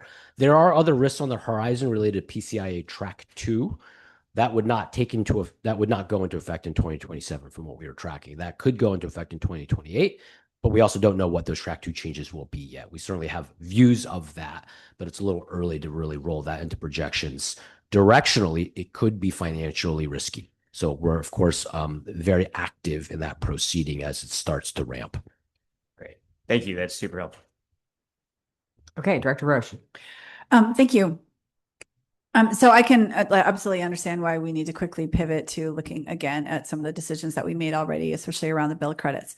And so, so I sort of understood, the table about the reductions that customers are going to see. But if we were talking about, I think it was an average of $80 per person bill credit from what we were looking at with that 13 million. What is will customers see a much greater reduction on the rate? I think I would love to have seen an actual bill. Here's what they, are potentially going to pay. And then how can we also guarantee that that rate will actually be realized? And how quickly can we pivot if that is not realized? Well, so we're going to have, first of all, the rates that were filed by PG&E in mid-October are very reliable rates. So there's not a lot that will change between then and what is called the annual energy true-up, AET, which is a filing that happens at the mid towards end of December. And that fully finalizes the rates that will go into effect in January 1. So we're in about a month's time, we will have it very formalized what will be the rates in January 1. But the numbers that we're utilizing here are very reliable. So there may be some modest changes, but they're not. We do not anticipate anything material. Of course, if things do actualize materially different from what we're projecting here, we would certainly take things back to the board and reconsider what we've recommended here or any actions that we've taken. Okay, and so I guess my bottom line is, if we were looking at giving everyone, or not everyone, it was really just going to be the Care and Fair customers, this $80 bill of credit. Are they going to see more significant rate reductions that go beyond that? Bless you, that go beyond that $80 bill credit? Absolutely, yeah. So, and that's what we tried to project out on that one slide where we noted it's estimated to be a close to $200 million generation rate reduction between 2025 and 2026. So, we can pretty reliably look at their generation, what we're projecting is in terms of the actual rates. And when we look at their load, that will translate through without any meaningful difference. That is, of course, an average. Yeah. So, some customers may see something more if they have a higher energy use, but in those cases, their bills are, of course, higher as well. And for the on-bill credits, it is, for simplicity's sake, just a flat credit for all of the Care and Fair And customers. even when it comes to changing our value proposition, that we're gonna, if we're gonna adjust that, they're gonna see rates. I guess I want to know that it's gonna be a wash. Basically, we're gonna raise them. We're gonna increase the premium. We're gonna decrease, the discount and Bright Choice, but the rate changes from PG&E will bring those in line with what they. That is correct. So I want to be clear. The Care and Fair customers are, in almost all cases for jurisdictions, defaulted to Bright Choice. So I don't believe anyone has defaulted to Renewable 100. So they're on a Bright Choice. And what we estimated there for that nearly $200 annual bill savings is accounting for adjusting the value proposition. So we've accounted for a reduction from 5% to 1% and then calculated that number. And it's still, with that slide, is $192 is what we estimate. Okay. Yeah. And then, so, again, I can understand why we need to pivot and do this when it comes to the RSF, right? The Rate Stabilization Fund. But when we had that discussion a few weeks ago, part of what I think about bill credits was that in this last fiscal year, we came to a surplus revenue, right? And we decided we were going to give 10% of that back to the customers. And I think of that, how is that policy seen? Because I think of that as looking back, we got to that surplus because customers pay too much in a way, right? I don't know if that's exactly how you would put it, but we all benefited. And so we're basically deciding, okay, we had a little extra, we're going to give backwards, going backwards. Now, I understand why 90% of that we're going to utilize in a smarter way and put it in our Rate Stabilization Fund. But I'm struggling a little bit with, I don't know, do we, is there still value? I think there's still value in it. I'm definitely interested in hearing everybody's discussion on this, on that part of it, because it does seem to be sort of looking back at how we got there with those funds. So like I said, I'll be interested to hear what we see that. And what is the policy on that? Are we looking back when we give a bill credit? Yeah, so maybe I have two comments there. One is, obviously, we're recommending this change in light of a very significant financial deficit. So when you look at including the current 6 months that we're in and the surplus and next year's forecasted deficit over calendar year 2026, it is a deficit. So we want to make sure we're taking fiscally responsible actions to try to address that risk. On your question more directly on, what is the time frame we're looking at? The reason that rates are going down is due to, in part, due to an overcollection in 2025. So the rate itself actually is accounting for that. And every year that always happens. There's always a trip year to year. Sometimes you overcollect, sometimes you undercollect. Just over the last few years, we've generally overcollected.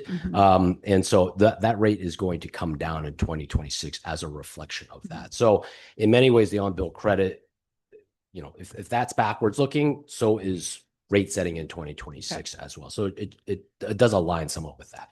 And then going to Director Sakakar's question about sort of 2027, if you're saying that it'll probably stabilize by 2027, I guess for all the reasons you discussed, then what does the 13 million do to that proposition if we were going to, sort of take that back and put it in the RSF? I mean, maybe I'm asking myself this question. Maybe that's something for us to answer, whether that's a value or not. I mean, I get. And also, I think the other question was on, there was the line item on Rex, the 4 to 12 million. What is the decision there? Because maybe would we look more at that than rather than taking away for the on-bill credits? Yeah. So what we've recommended there is really a modest adjustment of about $4 million.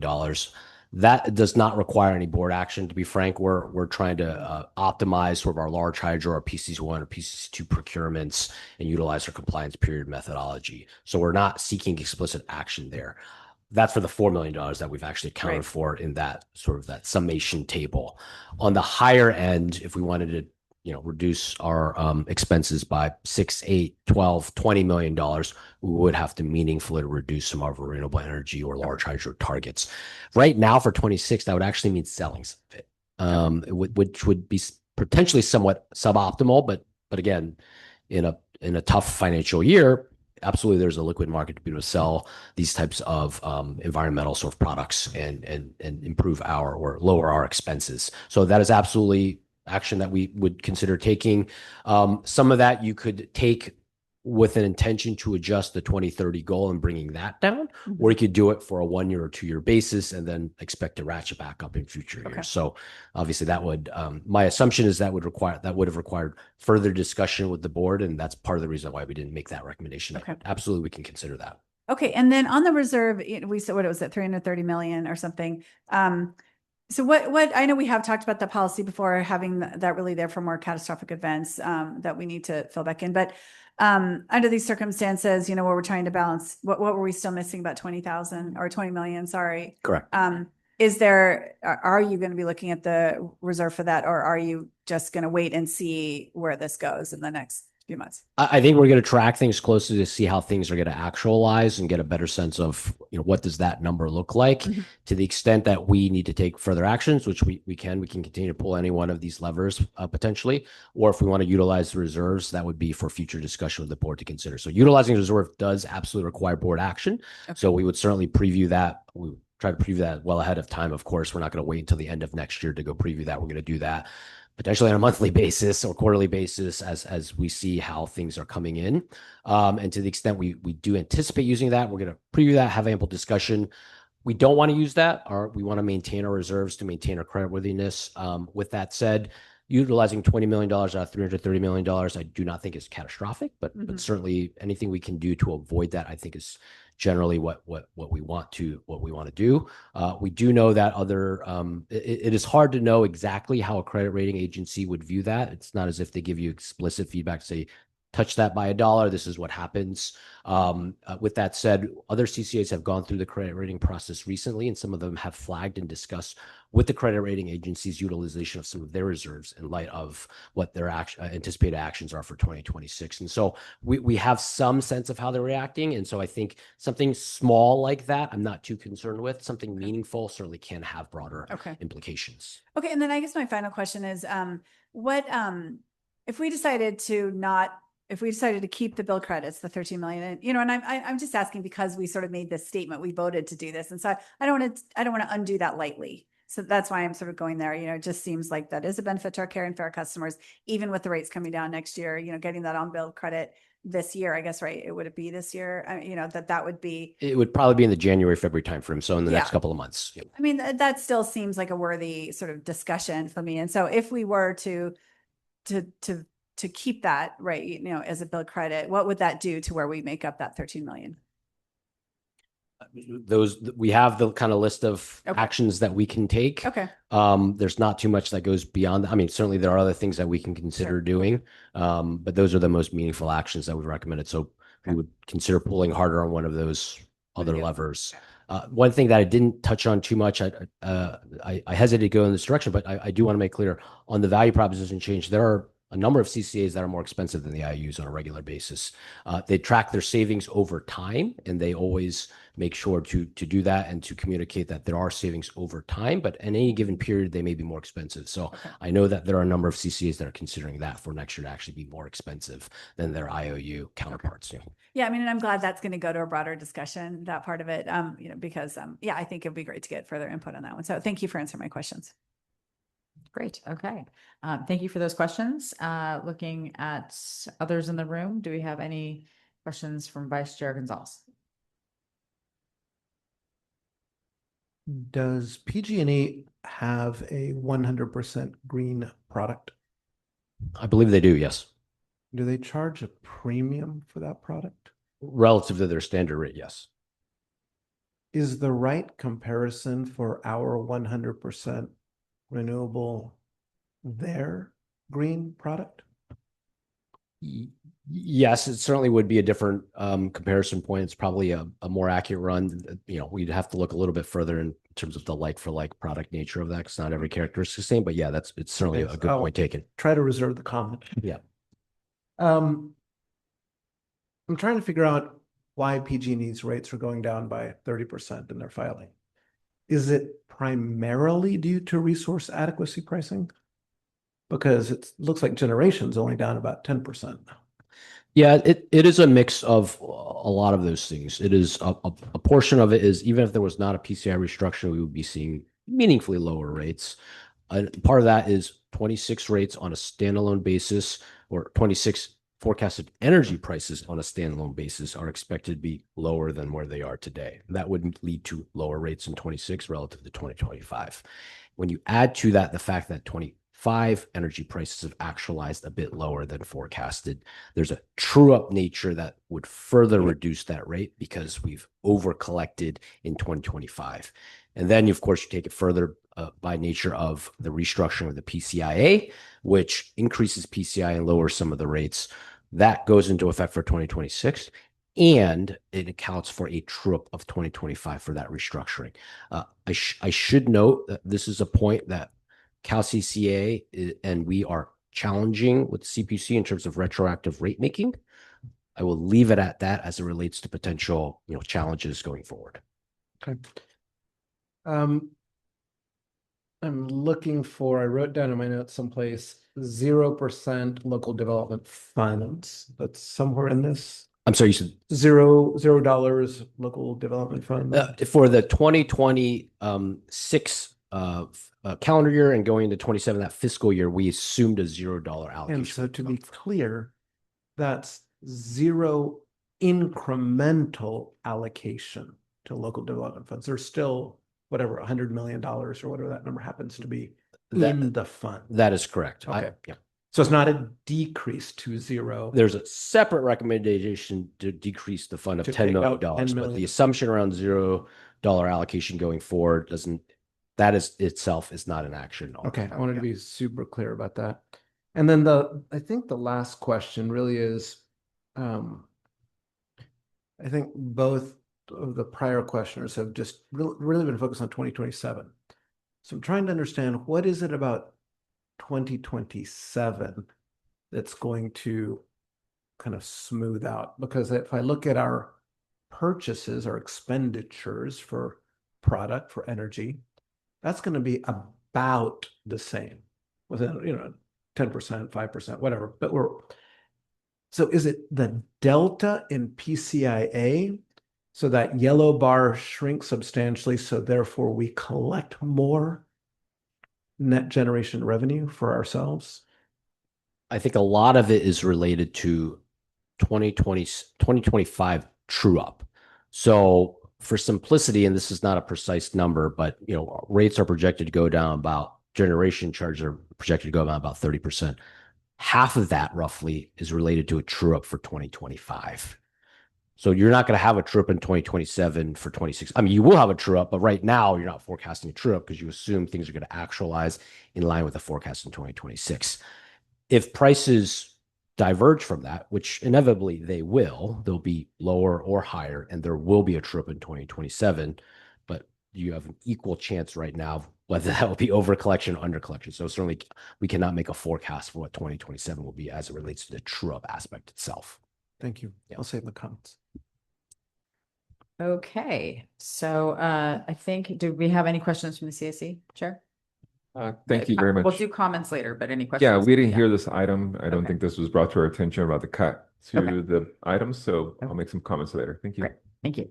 Okay, and then I'm circling back around to our colleagues online to see if there's any questions at this point in time before I go to public comment. Okay, I don't see any hands raised. Chair, So yes, absolutely. Director Thank you. Markgraf. Sorry, I had to Yes. step out really Yes, quick, that's but okay. appreciate the conversation. Yep. Just up front, this was probably one of the most impressive presentations I've heard. It's really clear and thorough. So just thank you to everyone. I know Howard has a great team, so just thank you for making it clear, concise, and just really easy to digest. So kudos to that. Also really appreciate the timeline and the community engagement. With respect to the webinars, are those going to be recorded and like uploaded on our website for people to review at a later date? Great. And then just want to have a little bit more understanding about the line of credit. And if you have any preliminary ideas about the unidentified $20 million deficit. So on the line of credit itself, that is available to support liquidity needs. Obviously, if we were to draw on that, we're drawing debt, and so we got to repay that, and there's interest that comes with that. So there's debt service that comes with that. So I think we would draw on that cautiously, but of course it is there for liquidity purposes in addition to the $330 million reserves that we have. And we haven't had to draw on the line of We have not needed to draw on that. We've utilized that for posting of letters of credit, which are very, very cost effective. Okay. And we have not drawn on any line of credit historically. So we haven't maintained any level of debt other than very, very early days for the first 6 months or so. So very cautious to hold debt on the balance sheet, of course, because that can lead to other repercussions and challenges. With that said, it is, of course, there to consider.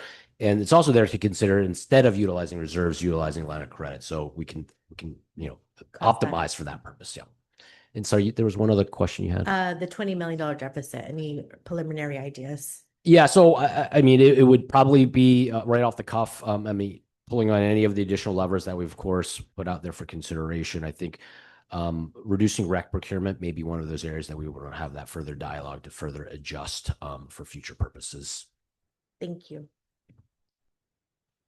Okay, I think now at this point, we're going to turn to public comment.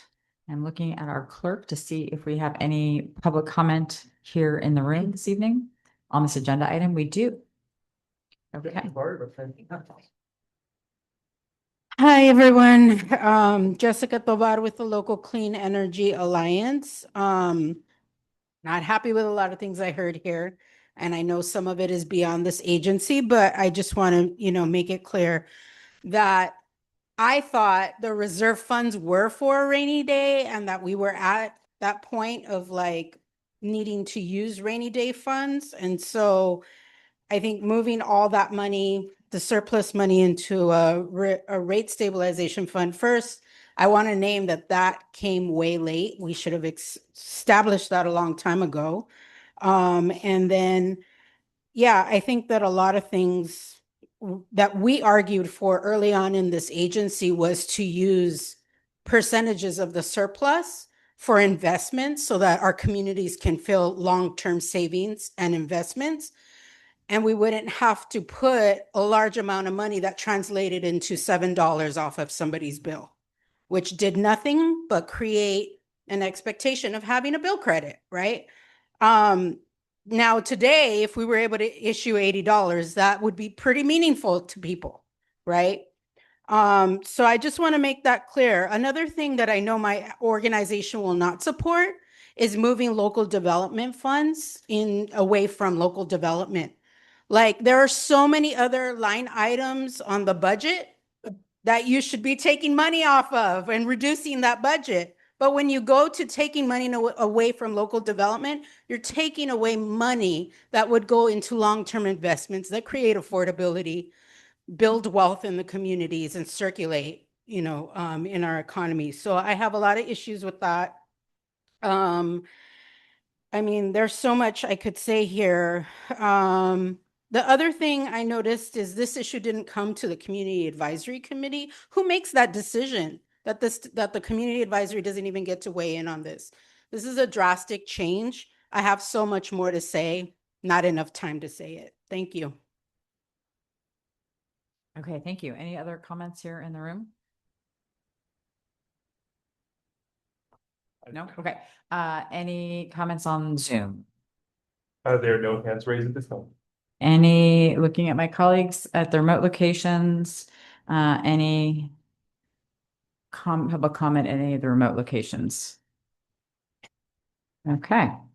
We are going to go ahead and close public comment, and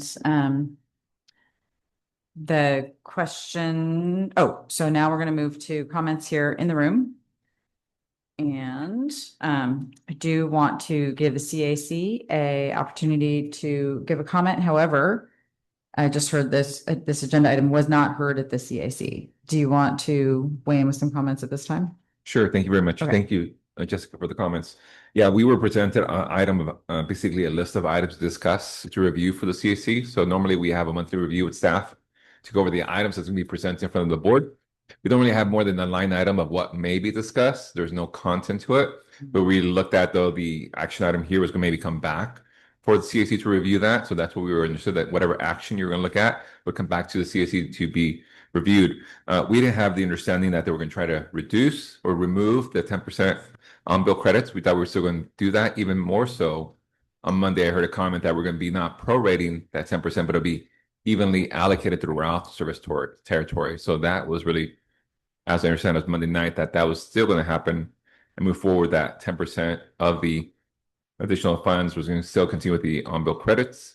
There was no mention about the local development business plan also being cut. We focused a lot of our energy on the roadmap. That took a lot of content and information, as well as the other item that we talked about. So it's rather frustrating, but I think really if the CAC was meeting and had met and knowing that committee, we would have advocated not to leverage the reserves or the line of credit, continue investing in our community, help people out, because grocery bills are up still about $130, $150 a month.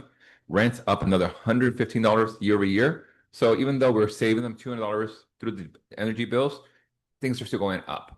And this on-bill credit would still help, especially our low-income care and fair customers.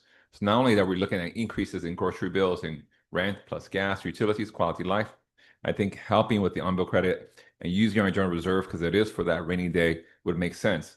If you focus on versus $80 or $50, we're looking at a percentage of maybe 4% of the reserves. If we went down to just giving at least $50, that's 2.4% of the reserves. So out of $330 million in the bank, that's great. We should still continue supporting our community in whatever way we can. That's where I think the CSC would position in supporting our community further. And I think that's the recommendation that would come forward this evening. Thank you. Okay, thank you for that. Do we have any comments here in the room on what we've heard, what we've had a chance to discuss? Director Roche. Yeah, earlier I thought you said that we weren't necessarily going to be making a decision on the $10 million for the local development funding tonight, but are you looking for guidance on that tonight? We're looking for guidance on everything tonight in general, just in terms of feedback, in terms of the specific actions that is one of the actions that we have. Yes. So what are the specific actions? So the two actions are direct 100% of the 2024-25 budget surplus to the rate stabilization fund, and to reduce the local development funding by $10 million from non-earmarked funding.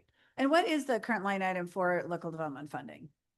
What are we reducing it from? So $4 million is from the current budget year, which is non-earmarked. So 4 out of $10 million from the 25-26 budget cycle. And then $6 million is on historical funding that's non-earmarked. So we have $105 million in our local development fund. We're recommending $6 million of that fund to be reduced. Okay. Now, and to be clear, to the extent we wanted to defer on some actions, we can. And so there's certainly opportunity to defer on some of these items to a future period, and that would just delay, taking any action. Yeah, I mean, I guess what I'm honestly thinking is, I'm sort of fighting right for it because I brought this forward. I wanted to see the on-bill credits, right? So that's $13 million. But, I don't know, maybe to Jessica's point, like, is the $10 million in local community or local development funding a more impactful funding? Like if I was going to try to, keep some of this back for the community, like, I don't even know the answer to that. Like, is it more beneficial to get an $80 credit in the next few months? Or is it more beneficial that we have local development funding? And I guess just honestly, that's sort of what I'm wrestling with, even though I understand all of this needs to go to our deficit. So, and I'm very mindful of that. We're really dealing with it in Hayward right now, and I don't want to make a decision that's going to put us further in trouble. But we do have some backup, and maybe some of these things will change over the next few months. So, yeah, I don't know. I mean, I guess part of me is wondering, like, if we can put some of this off till some more information comes out. But I will wait to hear from my colleagues. Thanks. Thank you for your comments, Vice Chair. So to be clear, today we could move to have the 149 million directed for the purpose. It doesn't need to be the entire sheet. Is that correct? Well, so when you break down the various kind of measures that we're recommending, it is the utilization of the rate stabilization fund itself is actually not necessary for today at all, because our current budget fiscal year, July 1 through June 30th, 2026, already has sufficient authorization for us to go act. So we're not asking for explicit action to be able to utilize that. Perfect. Okay. I think I want to go directly to the on-bill credits. And I want to focus on that because it is retroactive. It's for the pain that people experienced this past year. For example, I wouldn't be a fund of on-bill credits next year. But looking back to this prior year, we're giving some of our most vulnerable customers money, and they have the highest propensity to spend. So the economic impact of that money it multiplies, 1.7 times or whatever. I personally am not a fan of removing that 13 million. When it comes to the local development funds, I struggle because I think we have a lot of funds that are not allocated, encumbered, committed in any way at this time. So I'm not as worried there because we can build that back up through time. But me personally, I'm particularly concerned about the 13 million, and I would not like to see that 13 million go away. If you ask me, Juan, where will you take the money from? I do believe that we have been saving money for a rainy day. And you always have to be judicious on when you dip into that fund. But the significant change that has occurred, the double whammy on PCIA, I think is pretty significant. It's one of those big events. And it's those big events that say, well, we need to look at some of our reserves. And we have to be mindful that you just don't go to reserves. We're seeing that in our cities. We're being very careful about how much we go into our reserves. But the truth of the matter is, I think there needs to be at least some consideration of that reserve money, whether that's 5%, a 10% drawdown, whatever it is. I think we need to be thinking about that explicitly because it is a rainy day. Those are my thoughts. Okay, thank you. Any other thoughts here in the room? Yes, Director Murata. Thank you, Chair. Good evening, Howard. The question actually might be a little bit more for Rusty, but I'm happy to have either one of you answer. And I'm going to hyper-focus on the 100% allocation of the 2024-25 budget to RSF. So that's only my line of thinking at the moment, nothing else. So what happens if we defer that decision to another day? from an accounting perspective, this is simply an accounting treatment, right? We're just moving money between accounts. So there's no immediacy to have to make a decision tonight. Am I correct? That's correct. I think the immediacy is whether we want to take action to issue the on-bill credit or not. But if the board said we absolutely want to issue the on-bill credit, we would be moving to quickly issue the on-bill credit typically. And so we would do that as early as December, although more likely January, February, really. Okay, so we could do that. So if we were to defer another month, then it's probably going to push out another month from when we issue it. That's really the implication of that.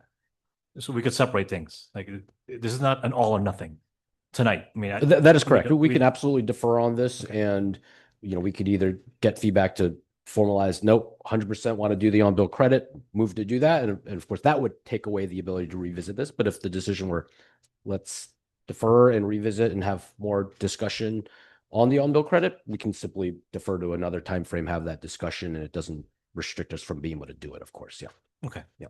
Just want to help clarify what people might be thinking. And then the last question I have is, again, on the allocation of the budget surplus 2024-25 to RSF. Have we done a general calculation on what the trade-off would be to move that over to RSF versus, let's say, using our line of credit? So have we done the NPV calculation to determine what the trade-off would be? Yeah. So when you say NPV, I assume you're sort of accounting for interest rate costs, relatively speaking. Precisely. I think we're really thinking about how are we paying back the line of credit. 2027, while it's a modest deficit, is still a forecasted deficit.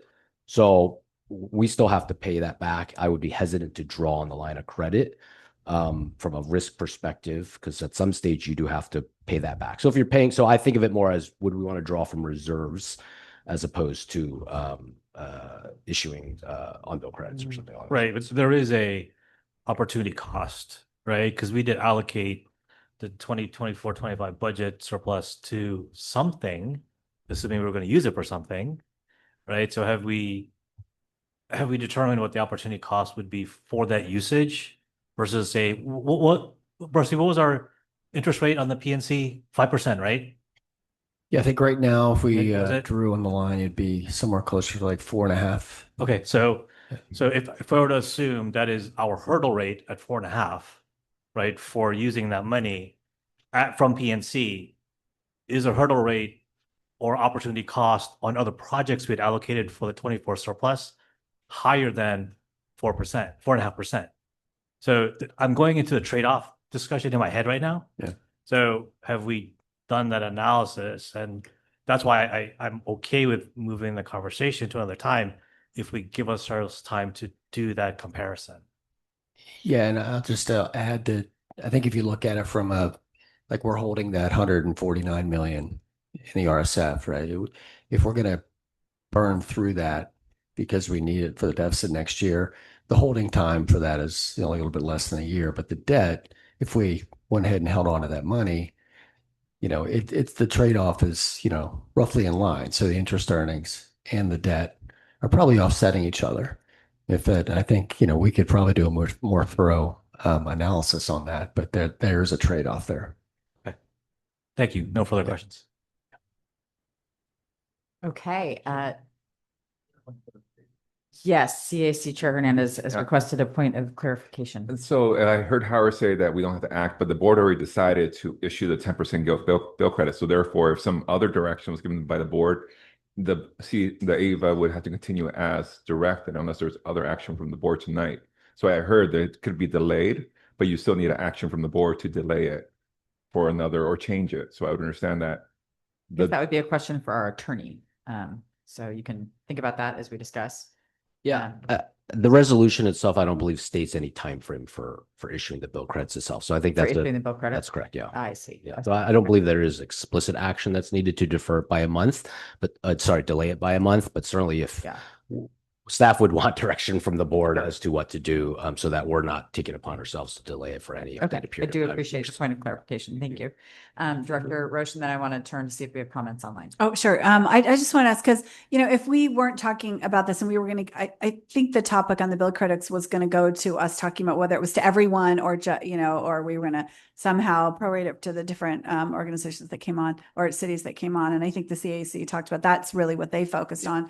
And I guess I do, while I sort of kind of like the idea of pushing this off till we get more information, at the same time, if we are going to issue the on-bill credits, I think at the, as soon as we can, the end of the year, before Christmas, after whatever, those will be meaningful credits, I think, at times that people really need them. And so I'm not sure, at this point, if we're going to, I think the point that we did make this decision to do this, where let's either go forward with it or stop it. And so I can see why that, sort of having that hang there, maybe there isn't a point in doing that. While I would like more information, from what you're telling me, that these rate changes with PG&E are pretty solid. So I don't know what will change as far as the deficit outlook. So with that, I guess, I stand by the point that I think that, this bill credit was a solid decision, and knowing that maybe things will stabilize to 2027, and I'm not sure it's going to break us going forward. I would move that we keep the on-bill credits. And so I don't know what that does to the staff recommendation, but I guess I'm rejecting the 100% allocation, sticking with the 90% allocation. And I'm moving to do that if anyone has a second on that Can I one. just make a comment related to Yeah, that? so let's hear from our Sure. CEO, and then I do seek some, I do want to turn to our colleagues for comments online Sure. before we move into motion to, because we do have several things that we're being asked to consider. Okay. So I want And how would to we do figure out how to do this in the most efficient way. So, but first of all, yes. I CEO. just wanted to note operationally, so we did originally plan to take forward the on-bill credit discussion to talk about the allocation issue, specifically with Stockton and Lathrop, where we would prorate that. Yep. We decided to pull that item from this agenda in light of this very substantive dialogue, feeling Yep. like it was maybe misplaced. But if we wanted to move forward on the on-bill credits, we certainly would still want to have that dialogue. Okay. So would anticipate that for the December meeting, of course, to get formal authorization on how to do the allocation. Regardless of that operational, like we would not be able to get these on-bill credits out before the end of December. So it would be very challenging just to be able to issue. Well, in that case, then if we're still going to have that discussion, then, maybe we could, all right, I'll stand by my motion. Yeah, thanks. Okay, so I am now turning to our colleagues participating on Zoom. Please raise your hand if you want to make a comment. Director Brown. Excellent. Thank you so much for the dialogue and the presentation. I think at this point it would be helpful for me to just get an understanding of all of the possible pathways forward. I do agree with ensuring that those bill credits are made available. So that's kind of where I stand on that. But I think that there were multiple discussions, and so just want to make sure I have a good understanding of exactly kind of what that motion was and what are the options that are available outside of what was listed in the report. Okay, thank you for that comment. Any other comments online? Okay, so I'm going to turn it back to, we have Director Carr. Thank you, Chair. I just wanted to say thank you, Howard, for the presentation. I do appreciate the rate stabilization, but I do want to, again, I think we should go forward with the on-bill credits. Although I support rate stabilization, I don't still support it on, don't want to compromise the equity with the on-bill credits that we voted for. So I think I am with Hayward on that. Those are my comments. Thank you, Chair. Great. Thank you so much for sharing your comments. Any other directors online? Okay, I am going to ask a point of clarification to our CEO just on this point with respect to the unbilled credits. There was, as you mentioned, an open issue of whether or not how we were going to prorate those unbilled credits among our care and fair customers. That is not agendized for this evening. And that is possibly my fault, so I apologize for that. So that we would have to agendize that for December. And then could you just talk us through the timeline? So in December, this body, if we decide to continue with our prior decision from September, we would do that allocation decision in December, and then those on-bill credits would be issued potentially in, you said January? January or February. January, That's February. correct. Yep. Okay. Okay. So, but that is only one of the things we were being asked to provide direction on this evening. And so I'm going to ask our attorney, if we should be taking each of these items independently, taking motions kind of as we go, or do you think we should do this all bundled together? Oh.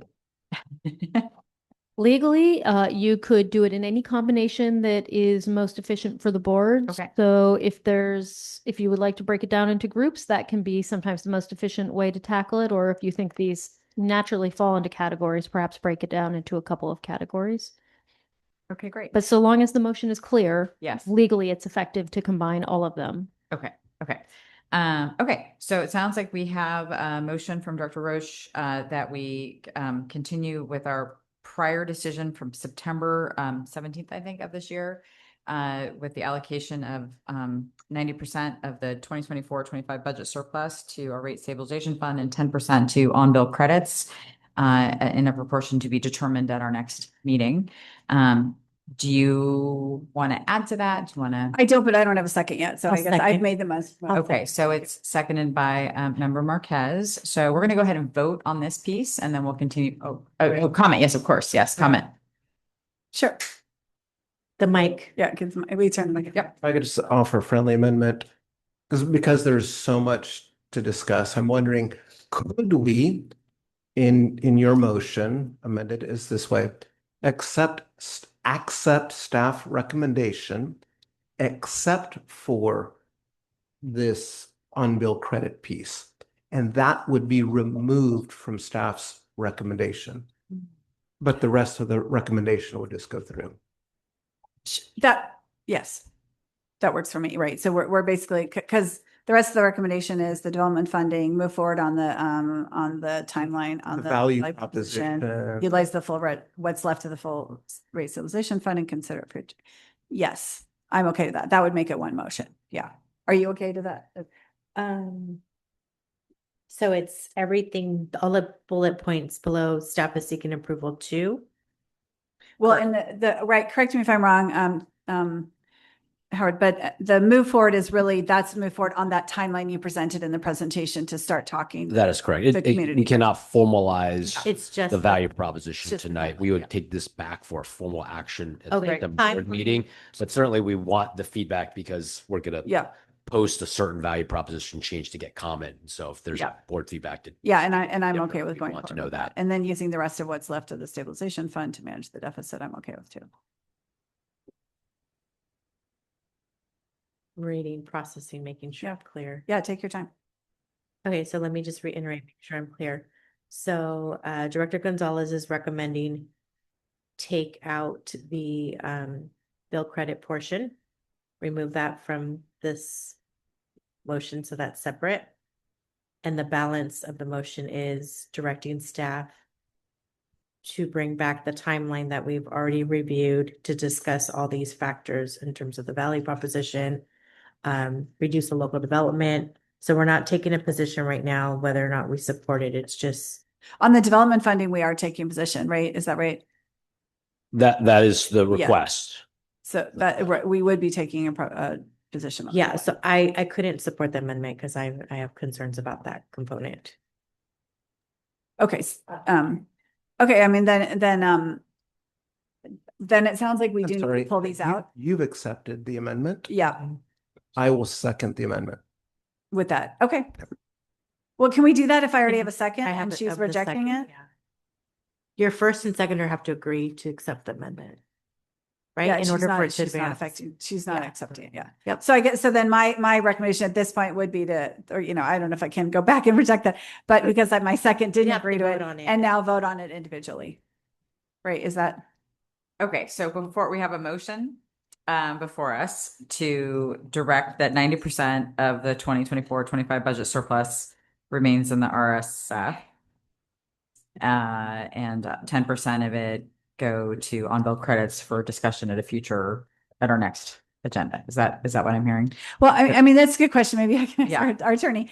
Really, it's sort of a negative. Like we're taking, I don't want to vote on that basically because we made a former, vote on the surplus, the 10% allocation. So if we're removing that from the recommendation, do we need to vote on that since we've already voted on the allocation?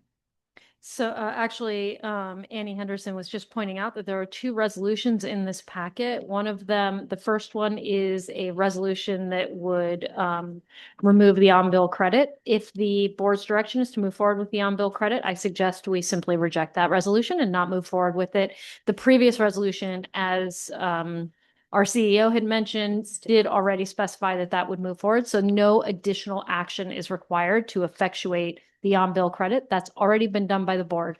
What you want to do is not make the mistake of inadvertently adopting this resolution that would remove it now. Okay. The second resolution. Wait, and do I need to make a motion to reject that resolution? Do we need to vote on that? No, No action is so we're- required, okay. but I just want to make sure that as we wrap this up, we don't make a mistake and that we're clear about what we are voting on. The second resolution would be to amend the local development budget. So that also is a standalone resolution in here. And then the other items on this list, we would just be seeking direction on. Okay. And I guess to that first point, I guess we do need to vote on it because I don't know if everybody agrees with me, agrees with that direction, right? For it to come back in December? For the resolution on rejecting, So you know what I'm saying? Yeah. So You it could sounds make, like you're you can make a rejecting- motion to reject, or you could leave it. And if anyone would like to do something different, they will have to make a motion. Okay, to so reject. I need to make a motion to reject that resolution. Yeah. Okay. To not direct, right? Right. But that seems like a double negative. I mean, what I'm hearing is that we already have a resolution saying 90-10. Yeah, but I don't know if everyone agrees. I mean, there is a question, I think, to the But board. But if you leave it silent Oh, and okay, no got one it. brings an alternate. Okay, so then if we're someone good. brings an alternate motion. Yeah. Thank you. I got it. Okay. So I will accept your withdrawal. Thank you. the I motion withdraw at my this- motion. Yes, thank you. And did we, I think our CEO, did you have a comment you wanted Yeah, to make? I, This- I, okay. I did want to just make one clarification related to the on-bill credit, because there was a couple points I think made just about how it's a backwards looking credit. And so we don't want to maintain the backwards looking benefit of issuing the on-bill credit. And absolutely support the board's decision if that's what we want to continue to move forward with, is issuing the on-bill credits.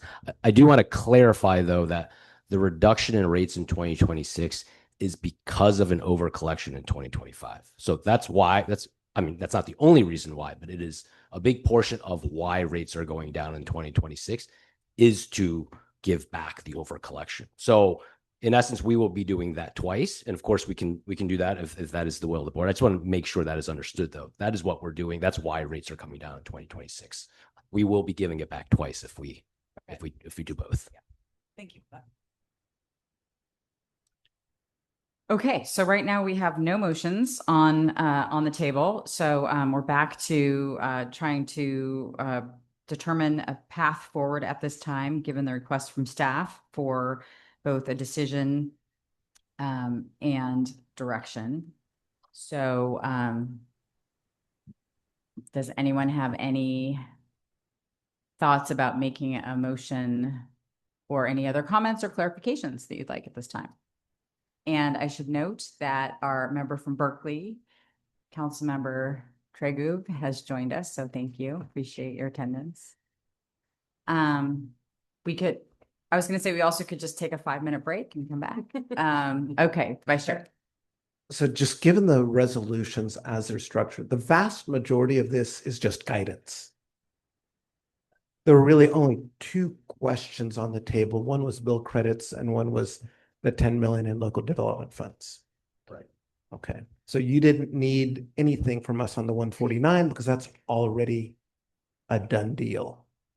I wouldn't say it's a done deal. I have sufficient authorization for this fiscal year, which is a Through more modest deficit June from the last, 2026. exactly from the budget. But for next budget year, I will need formal authorization. It's good for me to know direction from the board as to whether we are comfortable utilizing the rate stabilization fund, because if the board is not, we're either utilizing, I don't know what, there are other actions we would need to do to offset that financial deficit otherwise. So, yeah. And if I may be so bold, given the discussions that have happened and given the work that still needs to be done, do you feel like you've got enough guidance? Or are there things you'd like to explore with the room? I think on the two explicit actions, it would be good to get clearer guidance. And then on the value proposition, I would say that is one that we will immediately move to operationalize. So to the extent the board wants to approach that differently, that would be very useful to know that feedback, because we're going to go publicly post a proposed value proposition change, and we want to do that in line with what the what the board will likely approve in December. We wouldn't want to make an adjustment to 1% and then the board just rejects it in December. That would Is that the biggest piece of this? I would say that is the biggest piece of that. I think for the other items, it would be, I think the on-bill credits, I understand if the interest of the board is to continue forward with that, I think that would be sufficient guidance. I'm not, if there's no other motion, then that's pretty clear guidance. On the local development funding, it would be similarly helpful to know that. In the absence of those, it would also be good to know if the board wants me to bring these back to revisit because they need more time, versus this is explicit direction to say, don't do those things and figure out a different way to go address the deficit. So Chair, just from a providing the guidance on the value proposition, would you like to see that in the form of a motion to poll the body? I think the best way to provide direction would be a motion, because then are you? Yeah, so I would move that we adopt staff's recommendations specifically with respect to the change in the value proposition, so that staff can begin that timeline of facilitating public discussions, getting the input, making the appropriate notices, so that the motion is that this body offers guidance to staff to move in the direction of adopting that value proposition update. And obviously there would be a meeting at some point in the future where we would actually adopt it. So motion is provide guidance to staff to actually do that value proposition update as they've recommended. I'll second. Okay, motion is made by our Vice Chair Gonzalez and seconded by Director Barrientos, and I know I'm saying that wrong. Say Barrientos. That's better. Thank you. Oh my goodness. Okay. And this is just with respect to the value proposition, which we thank you for the slides and the very thorough discussion that we had about that. So let's go ahead. Any other comment at this time before we take a vote on this piece? Seeing none, let's go ahead and do a roll call vote. Please repeat the motion once more. Sure. The motion is that this body provides guidance to staff to socialize with the community a proposed change of the value proposition as recommended by staff. Thank you. Thank you. Okay, let's go ahead and have a roll call vote. Alameda County. Aye. Albany. Yep. Berkeley. Aye. Dublin. Aye. Emeryville. Emeryville. Might be Emeryville. Fremont. Aye. Hayward. Aye. Lathrop. Stewart. For Newark, it's aye. Oakland. Aye. San Joaquin County.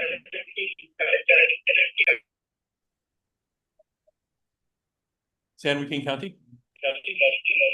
Yes, I'm sorry, there's feedback in over here. Thank you. Stop.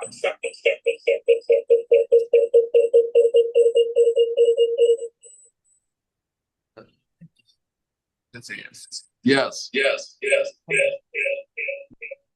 Tracy. Sounds like an EDM concert, yes. Great, thank you. Union City. Aye. San Leandro. Aye. Piedmont. Aye. Motion is approved.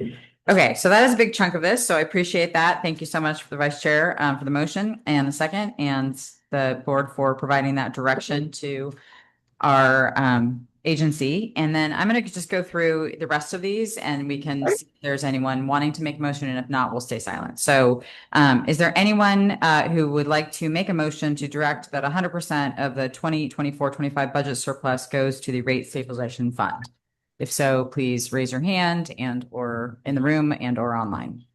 So, I mean, that's a good question because 100% would include that 13% bill Correct. credit, right? So, okay, so So I didn't want to assume Yes. a negative. So Yeah. I'm just giving our board members an opportunity if anybody wanted to make a different motion and go in a different direction, and not do the on-bill credits and actually have all of it go 100% to the 2024-25 budget. Speak now or forever hold your peace. We'll stay the course. I see no hands. So, go, yes, sorry. I'm sorry. I know it's gonna get late before we know it. The 149 rate stabilization fund, 149 million. That does not include the 13. That's correct. Yeah. It does not include. So I would move that we allocate the full 149. Do you need that? Because I heard kind of no.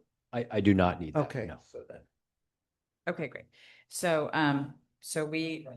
thank you. So we do not have any motions on that. So silence is, golden. So the next, we are seeking direction, a potential motion to reduce our local development funding by $10 million from non-earmarked funding as outlined in the staff report. Do we And have a motion? There is a resolution on that, just so we're all clear. Yes. So there is a resolution. If we did pass, if somebody made that motion and we passed it, that would actually be, that is an action item that we would then move forward with.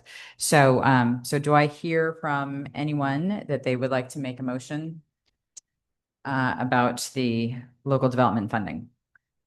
Okay, I'm not going to make a motion, but this is one that I'm not absolutely rejecting it. So I wonder if this is an item that I would still be open to consider to using this, potentially as part of our deficit, work. But yeah, I don't know how to do that, except that maybe there's a little bit more information before we get to a decision on that one. I guess. Okay, so maybe that it has been posited that perhaps we don't have enough information to make a motion at this time on this specific allocation of dollars.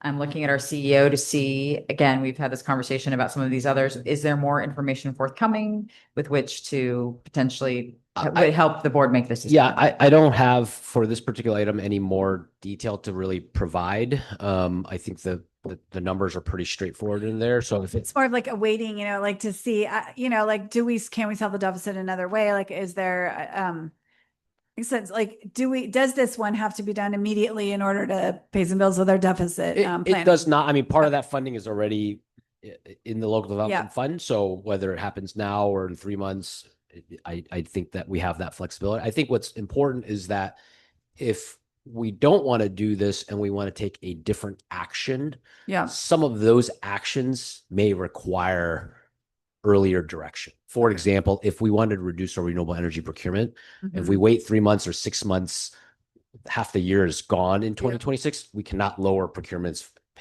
backwards looking basis. We are not able to do that. And then certainly mid-year, we would have a very difficult time adjusting our procurement position for the second half of the year. So if we wanted to do that instead, that option will go away the longer we wait. Okay.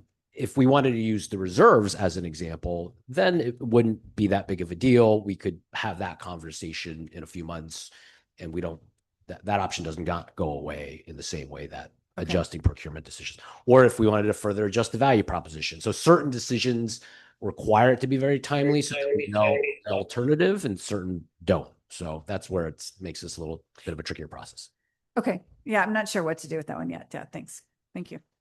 Okay, Director Marquez. Can I add a quick comment? Are we factoring in, I don't know, any outstanding bills, debt? Is that being factored into money owed to us? Are we looking at that? And I haven't heard any discussion with respect to hiring freeze. I at this point, I don't feel like we're exhausting all viable options. I think for me, I want to see that we do that, as well as the analysis of procurement adjustments, as well as the cost of line of credit. I just want us to be able to conduct that analysis. For me personally, that would be one of the last areas I'd want us to look at, is the reduction in local development. So I feel like there's still other areas to explore. So I do agree with Director Broche. It's not 100 but off the table, but we need to conduct more analysis. Okay, so I'm not hearing a motion from any of my colleagues. Just to clarify, we have given direction on the adjusting the value proposition. I am not sensing that there are any other motions. I am looking now, though, however, at Director Rickman, who has his hand up online. All right, can you? I'm sorry, we're having a problem building this way. So I think. Is anyone gotta else move way hearing, there. sorry, Director Rickman, we're hearing a little bit of a feedback, and it might be, are there two computers that you're Okay, looking? can you hear me now? Yes, that's better. Thank you. I was gonna say, we've been at this item for 2 hours. If there's still questions, can we bring it back in our next board meeting so we can actually move on? I think that is an excellent point, and I do not see any other motions happening right now, so we're going to go ahead and close out this item. Thank you, Director Rickman. Unless staff needs any other direction from us, let's move on. I take that as direction to bring this item back to the board, likely in December, and perhaps to a subcommittee as well to further evaluate the various options and bring it forward for feedback. Just on the development one, right? Because I think the direction tonight was we're continuing with the bill credits, right? We want to continue that discussion about the allocation of that. Absolutely. Yep. Great.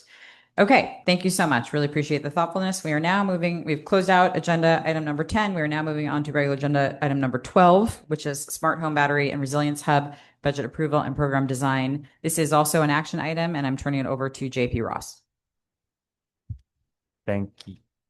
Thank you, Chair Anderson. Good evening. My name is JP Ross, Vice President of Local Development here at Ava Community Energy, and we'll be talking about our Smart Home Battery program and Smart Home Battery and Resilience Hub program. So the goal tonight is to take some action items on budget and program design after your review.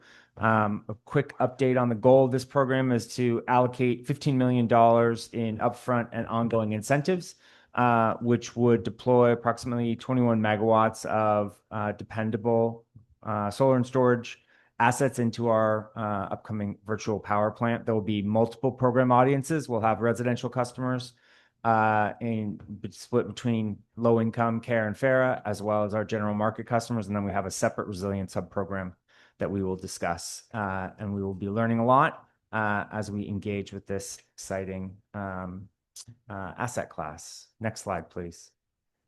A quick update on how solar and storage fits into our virtual power plant, which is aggregated distributed energy resources. So we have on the left here our existing Ava Smart Home Charging Program. That's a residential EV charging program. It's one category that we're currently operating now. And then we have our Ava Smart Home Battery Program, which will be residential customers, both market rate and residential, and our Resilience Hub activities, our community resilience hubs, which is the lion's share of the discussion tonight. Also noting, we have our Resilient Critical Municipal Facilities Program that sits under that community resilience hub section that does not get incentives from this program, but it is part of this growing and exciting virtual power plant that we are building and operating. Next slide, please.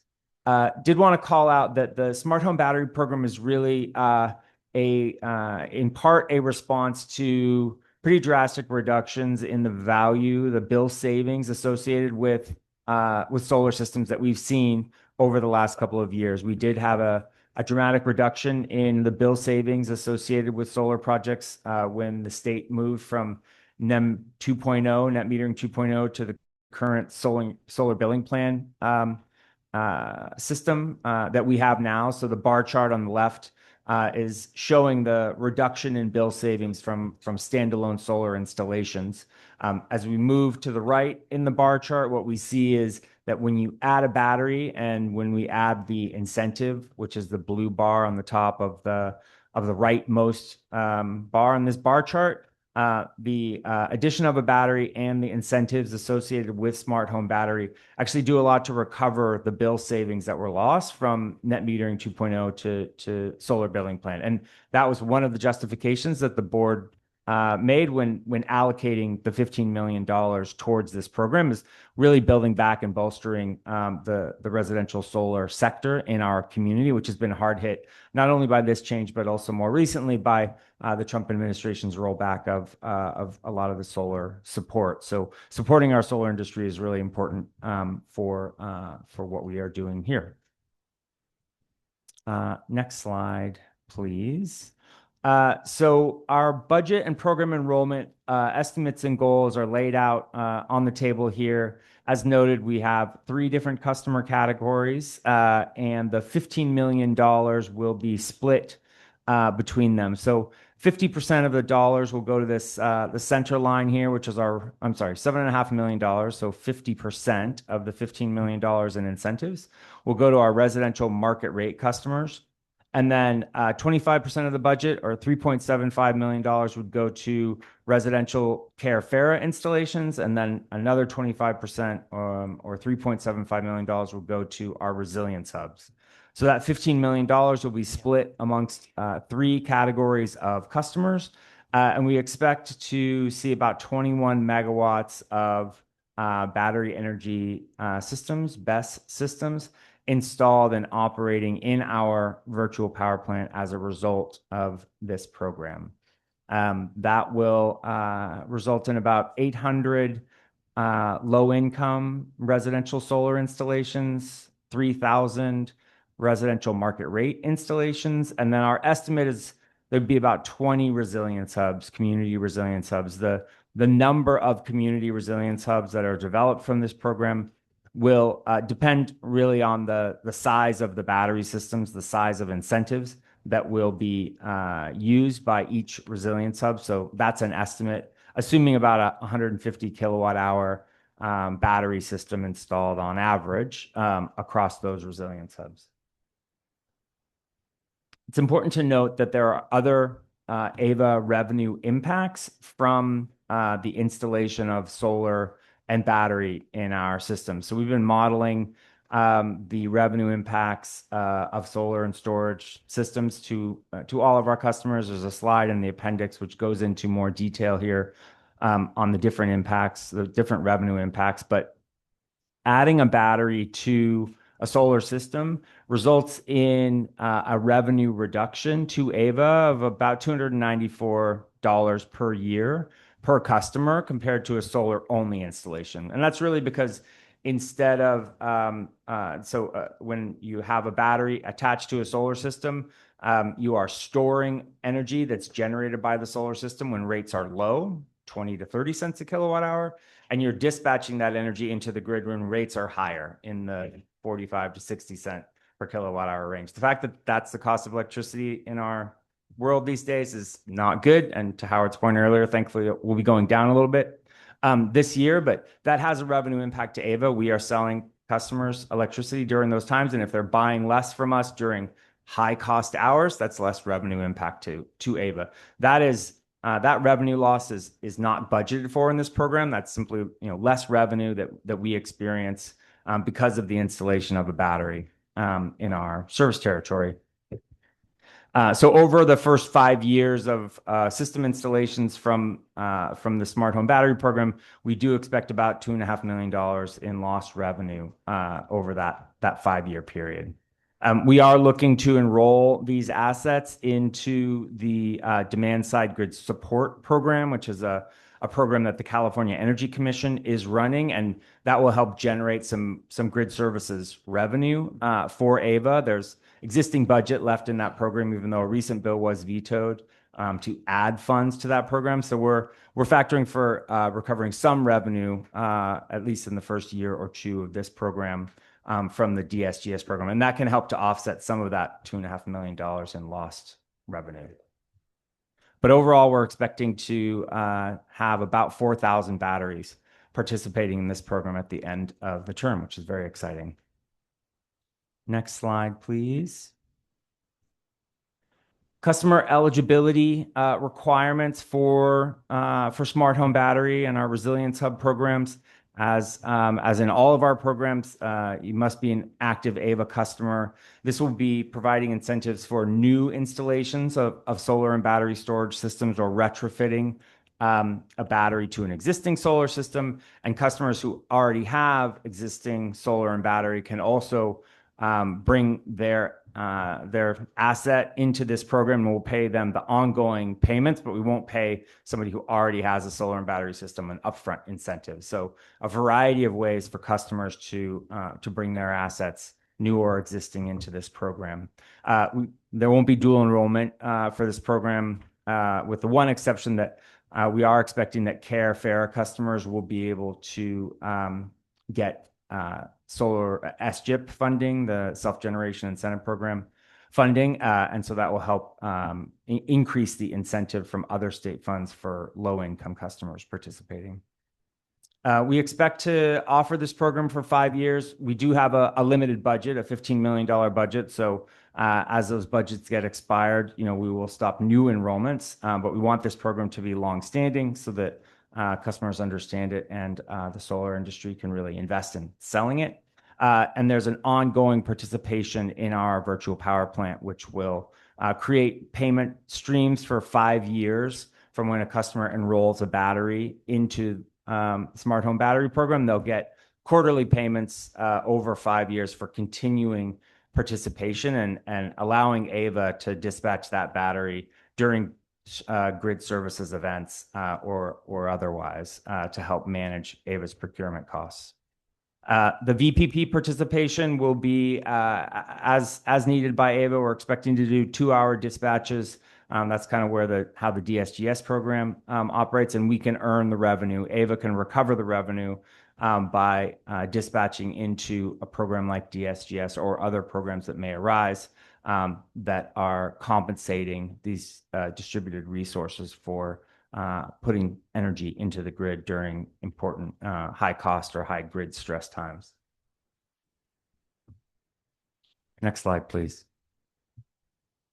So on community resilience hubs, I wanted to call out that the incentive program for resilience hubs that's on the right box here, where we're proposing to put $3.75 million of incentives, is really one part of a portfolio approach to community resilience hubs. On the left side box, we do have our community outreach grant with Emerald Cities Collaborative. And that has been ongoing for a while now. They have provided case studies to inform our work, developed a resilience readiness tool, which is essentially an application that helps a community identify what are the services that are desired from a resilience hub, who the site hosts and site owners are, really like what is expected out of a resilience hub, and doing some of the diligence that any resilience hub would need to do in order to progress to installing an actual solar and storage project. They've also held 3 community workshops with 26 registered community-based organizations to gather feedback on the Resilience Hub definition, the Resilience Hub eligibility and functional requirements that we have integrated into our program design. And then once we get alignment and approval from you all on this program design, Emerald Cities Collaborative and LCEA, who is contracted with Emerald Cities Collaborative, will be going out to lead community outreach workshops to identify potential Resilience Hub sites that can start to enter this program and get the assistance, both technical assistance and financial assistance that AVA is providing. So that's the community grant that we're currently running right now. The middle box here is our technical assistance program. We've contracted with NV5, an independent engineer, to provide technical assistance to potential resilience hubs, helping them to define what are the resilience services that they are interested in and how to provide power for those services, as well as providing contractor bid reviews and putting together a list of available grants and incentives that resilience hubs can stack on top of our incentives. So we have a variety of services that within our technical assistance program to help these resilience hub move through from an idea to requesting and receiving AVA's incentive for developing a clean energy project to provide clean backup power for these sites. So that's a Resilience Hub review in short across that initiative. We have been working on a Resilience Hub definition. Next slide, please, Adrian. Thanks. And ECC did workshop this in focus groups. We developed an initial definition that AVA is proposing to use for the purposes of our program, which is this: Resilience Hubs are physical community serving facilities that provide essential services, distribute critical resources during emergencies, and integrate clean energy solutions to maintain operation during power outages. They also serve as year-round community spaces where local residents regularly gather and access everyday services. This is the definition that we are proposing to use for our program. And it is really focused on the clean energy services, the power, and the fact that Resilience Hubs really should be spaces where residents are used to going and accessing services. It's important that these are everyday spaces and not only during resilience events, so that communities recognize their kind of everyday value and understand that these sites will be available during emergency events. So that's the definition that we are proposing. There was some feedback from the community focus groups to add more detail, but AVA is proposing to use this existing definition for the purposes of this program. Next slide, please. Similarly workshopped and through the community engagement, we have kind of ironed out what our list of Resilience Hub eligibility requirements are, which is in the table on the left here.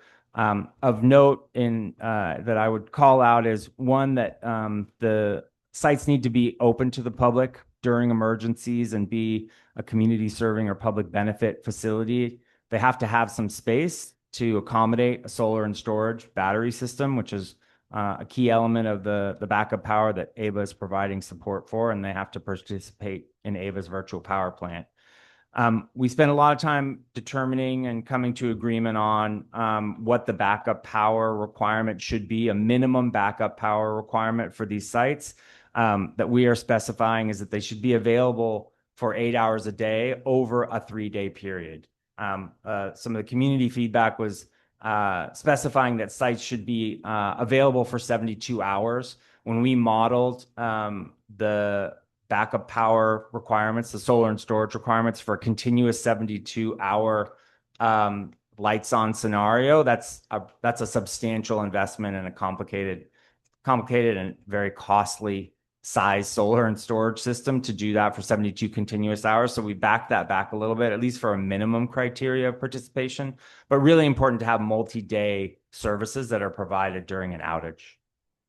And similarly, the site needs to provide an operational plan that pulls together the resilience services that are expected and provided to an operational plan to support those services, especially with the solar and backup power that's provided by the system.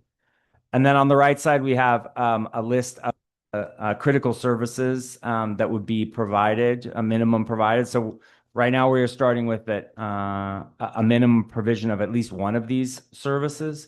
And the list could be augmented if other services come through from the potential resilience sites. I will speak to the next slide of some of the early feedback we're getting from potential sites, which is I think quite interesting and helpful to evaluate.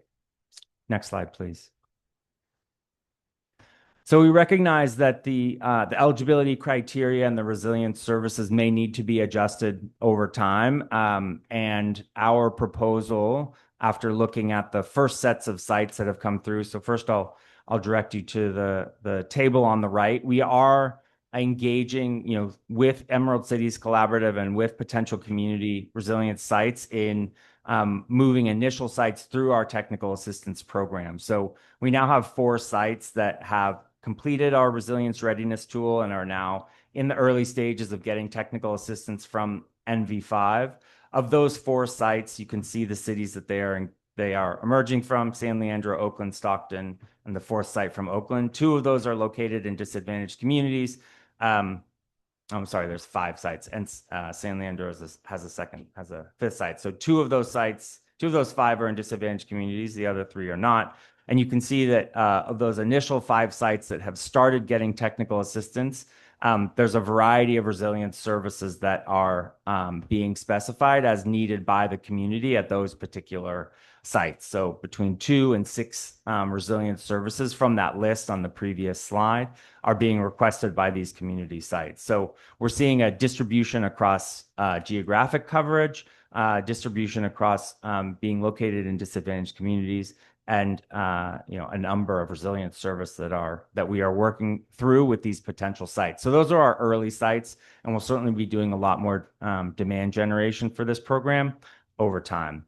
These projects take a while to build, so we'll be developing a wait list so that projects can get on a wait list and secure confidence that they will get an incentive should they come out of the wait list process and install a solar and battery system through our incentive program. What we are proposing is that we use the current definition eligibility criteria and get the first $1 million of projects onto our wait list, and then evaluate what types of sites are coming through, the ownership structure, the number of resilience services provided, the concentration of the resilience hubs that are coming through this program, the customers that they're serving. And if we're not seeing a good distribution of resilience hubs, or seeing a high level of concentration or disadvantaged communities not being served and wanting to prioritize equity more than the initial sites that are coming through, then we would look to reprioritize and put some more filters on the process so that we can make sure that we're serving all of our communities with strong resilience services through this program. So if we go to the next slide, this is a breakdown of our proposed smart home battery and resilience hub incentive levels. For our market rate residential customer, it's $90 per kilowatt hour. For our residential Care Fair customer, it's $500 per kilowatt hour, and we're assuming that is stacked with additional self-generation incentives that are available. For resilience hubs, these are more complicated projects, less commercialized. It's a higher incentive of $1,220 per kilowatt hour. The ongoing incentive across all 3 categories is $3 per kilowatt hour, paid per month. It's actually paid quarterly. Sorry for that. That's calculated monthly, paid quarterly. And for an example battery system size, you can see the incentive levels estimated there on the right side of the table. The upfront incentive for residential and market rate and the ongoing incentives will be prorated by the nominated capacity that a customer wants to nominate for participating in our virtual power plant. So if a customer wants to keep more of the battery for themselves, for their own services during an outage, then they would nominate a smaller amount. We say 40 or 60% of the battery. We're assuming 80% of the battery gets nominated, which maximizes the incentive. On non-grid services days, the customer is using the battery for whatever they want. They can store it in the battery. They can use it for bill savings. So the customer is able to choose how much of the battery they want to nominate for participating in this program. Next slide, please. So the timeline here is to get your guidance and hopefully approval on the budget and the design. Today, we would be expecting to roll the smart home battery program out in the first quarter of 2026. We're continuing to find some of the last elements of the Resilience Hub program that we are initiating our technical assistance program, and we have done some demand generation for getting Resilience Hub projects into our technical assistance program. That will continue. The process for a Resilience Hub moving from an idea to a project is actually a long time. So it's really important to get that going early. And then we'd launch the Resilience Hub program soon after we launch the Smart Home Battery program in early 2026. That is the timeline. The recommended action on the next slide would be requesting for you tonight to approve the the budget surplus, which was allocated actually from fiscal year 2023, that's already been put into the local development budget. And we are proposing to allocate 50% of that to incentives for single family residents, 25% for low income customers, and 25% resilience hubs. And then request to authorize staff to launch this program consistent with the staff report and what's been provided to you tonight. And then allow us to adjust the program based on market and customer feedback with Howard's approval, so that we can be nimble based on what we're seeing with respect to customer uptake of this program. And with that, we are finished with the presentation. Okay, thank you so much. Let's move on to clarifying questions then by directors. I'll start actually with the CAC. If you have any clarifying questions with respect to this agenda item. Not necessarily, just that the CAC supported the staff recommendation. No, we acknowledge public calls for increased funding parity for the Resilience Hub. Ultimately, we prioritize the energy benefits to residential customers, including Karen Farah, and we endorse the use of previous budget allocations and program framework. Thank you. Okay, thank you for that. Any questions here in the room? Yes, Director Sakura Kihara. Thank you, Chair. Thank you for the presentation. And I was looking at the appendix, and the one thing I was trying to understand better is just what the residential customers are kind of giving when they opt in to participate. So it sounds like for this particular scenario that's set up in the appendix, there's certain assumptions around battery size, what percentage you're opting on. In that scenario, the estimated amount per month of the incentive to the resident, I think, is $24 per month. And so I was trying to figure out, okay, what are they kind of giving up essentially for that $24? And I saw that there was a slide where basically if they had a solar panel and battery not enrolled in the system, AVA would lose revenue of $313 a year. But if they do enroll, AVA would lose revenue of $294. So I'm saying, okay, it sounds like essentially that's $19 revenue to AVA, but also that means $19 that the customer is paying more. So you're getting $24 a month and you're giving up $19 for a year. So that seems like a good trade-off. What else am I maybe I'm not fully understanding the 80%. It's like there's 40 times a year where you can't use that 80%, but otherwise you can, or yeah, what happens to that 80% that they nominate? Yeah. I commend your fast math, and you are correct in reading the tea leaves. So yes, when AVA reduces revenue, that's increased savings for the customer for that particular line item. So you're right. They lose a little bit of money because we're dispatching that battery maybe on those days where we are dispatching it, not in an optimal way for them, but the ongoing payments more than recover that loss in revenue. So that's correct. The 80% is really identifying really on, like, think about it on a daily basis. If that's a 10 kilowatt hour battery, AVA has access to 8 kilowatt hours of it to dispatch into the grid. But we're always going to leave 20% so that, you know, if the power goes on at 5 o'clock in the afternoon and that's been dispatched, they're still left with some energy to run lights and a refrigerator for the night before the sun comes back up. And they, you know, in an outage, we're not touching it in an outage. It's 100% for the customer, right? So that's kind of why we're always leaving a 20% as a minimum that is for the customers, for the customer to use for themselves. So it's not really 80% over the course of the year. It's kind of on a daily basis. We would only access 80% of the battery.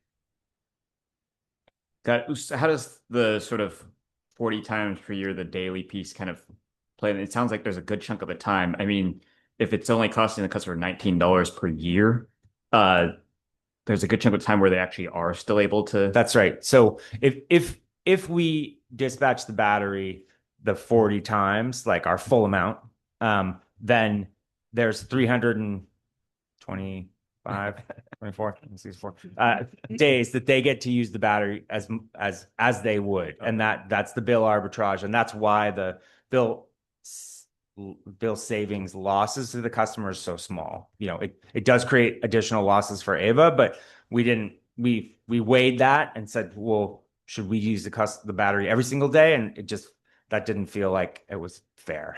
So we're minimizing the days, and will be days where there's either, you know, strain on the grid or where we're experiencing really high wholesale costs. And by dispatching those batteries, we can minimize how much we have to go buy on the market on peak days. Got it. Thank you. That's super helpful clarification. Appreciate it. Okay. Any other questions in the room? Yes, Director Trigum. Thank you. And thank you so much. A lot of my questions were provided in writing and answered in writing, so I really appreciate the responses. I do have just a few more, making sure I understand the program as proposed. One question I still had with SCHIP, because reading the tea leaves, I am not confident that even as SCHIP becomes available, that it will not be oversubscribed in PG&E service territory. Under the proposed resolution, does this give staff the authority to? Okay, I see you nodding. So I think you know where I'm going with this. Yeah. To provide the full level of compensation, accounting for SCHIP not being available for Care and Fair. Yes, our original Care Fair incentive level was $950. When we learned that we could stack those incentives with SCHIP, and our understanding is there will be SCHIP funding available, that's when we reduced it to $500 so we could spread it across more customers. It is up to Howard, with the discretion that this resolution provides, to be able to adjust the incentive levels if necessary. The only board authorization is the split of the budget between residential market rate, residential Care Fair, and Resilience Hub. So that's, if we were to adjust the budget, we'd come back to you all. But other than that, from a program design perspective, if Care Fair customers are not able to stack those SCHIP incentives, or there's no longer any SCHIP funding available, then we would raise those Care Fair incentive levels back to $950 to compensate for that lost stackable incentive. Okay, and then just quick math. So 830 estimated number of participants for Care and Fair is what's projected. Is it just a straight line, like arithmetic, to figure out how many fewer estimated participants? It's not quite a straight line, because the upfront and ongoing is, we can get you that, but it'll go down by 50%. Okay. Más o menos. Yeah. Okay. That's helpful. On resiliency hubs, I think you got at it, but just want to confirm, year round, is that a strict definition of open 365 days a year for a defined period of time that is reasonable, but not necessarily 24/7? We're certainly not expecting that all of these sites would be open 24/7. And that is one of the reasons why we've specified 8 hours over 3 days, because if we're expecting sites to be open 24/7 during a resilience event, there's a large staff and operational expectation that goes along with that. And so it's really up to the community and the Resilience Hub to identify what are the services that they're providing and when are the hours where those services would be needed, and then how do they support that with the operational plan that comes as a part of this Resilience Hub program planning. Okay. On resiliency hubs, are you planning to keep the list open? Is it where everyone that applies, that passes kind of the initial threshold test, that they provide at least one critical service and the other criteria, do they automatically move forward, and then the prioritization is around the wait list, or are you planning to wait to see how many apply and then use that to decide? Yeah, the goal is to get projects all the way through to getting onto a wait list. We have yet to kind of work through what needs to happen to get on a wait list, right? And that, because if you do the wait list too early, then lots of people get onto the wait list and they're not necessarily a legitimate project that has backing, financing, things in order. So that's something that we'll continue to workshop. But our goal is you get on, you wait to see what's on the wait list, which are real legitimate projects that are like pursuing a contract with a solar company to get a project installed.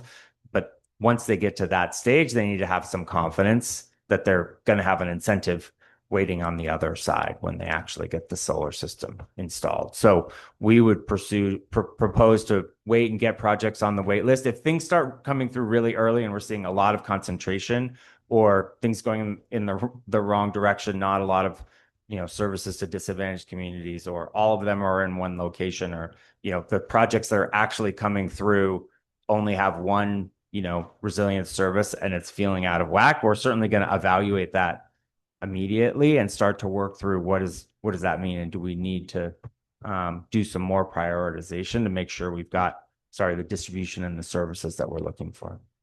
So I think what I'm really asking is, at what point is staff anticipating, like, we've received enough projects, applications, and we're now going to decide on criteria? And also, what are you envisioning in terms of AVA board input? Like, say, geographic distribution, is it in a DAC? Is that going to be a staff decision or a board decision? And at what point in time? So right now, the definition and eligibility and resilience services are as proposed. If a resilience hub site meets all of those criteria and they get through to the wait list, they would get on the wait list. And then we'll be evaluating that. Right now the proposal is once we get our first million there, that's definitely a checkpoint that we're going to be evaluating, and bring that to, AVA staff internally to evaluate. And we can also be, relaying what we are seeing to the board as far as, what are the types of sites that are coming through this program. Okay. And then last couple of questions. I wanted to better understand how staff is envisioning the monitoring of by the board of how this program is going. Specifically, as we have been in discussion, there are trade-offs to the compensation level vice amount of enrollment. So if something seems to be off, like customers in a certain category are not subscribing at the numbers we would expect, what is staff's approach to, like, at what point would that come to the board in case we need to decide on a different incentive level?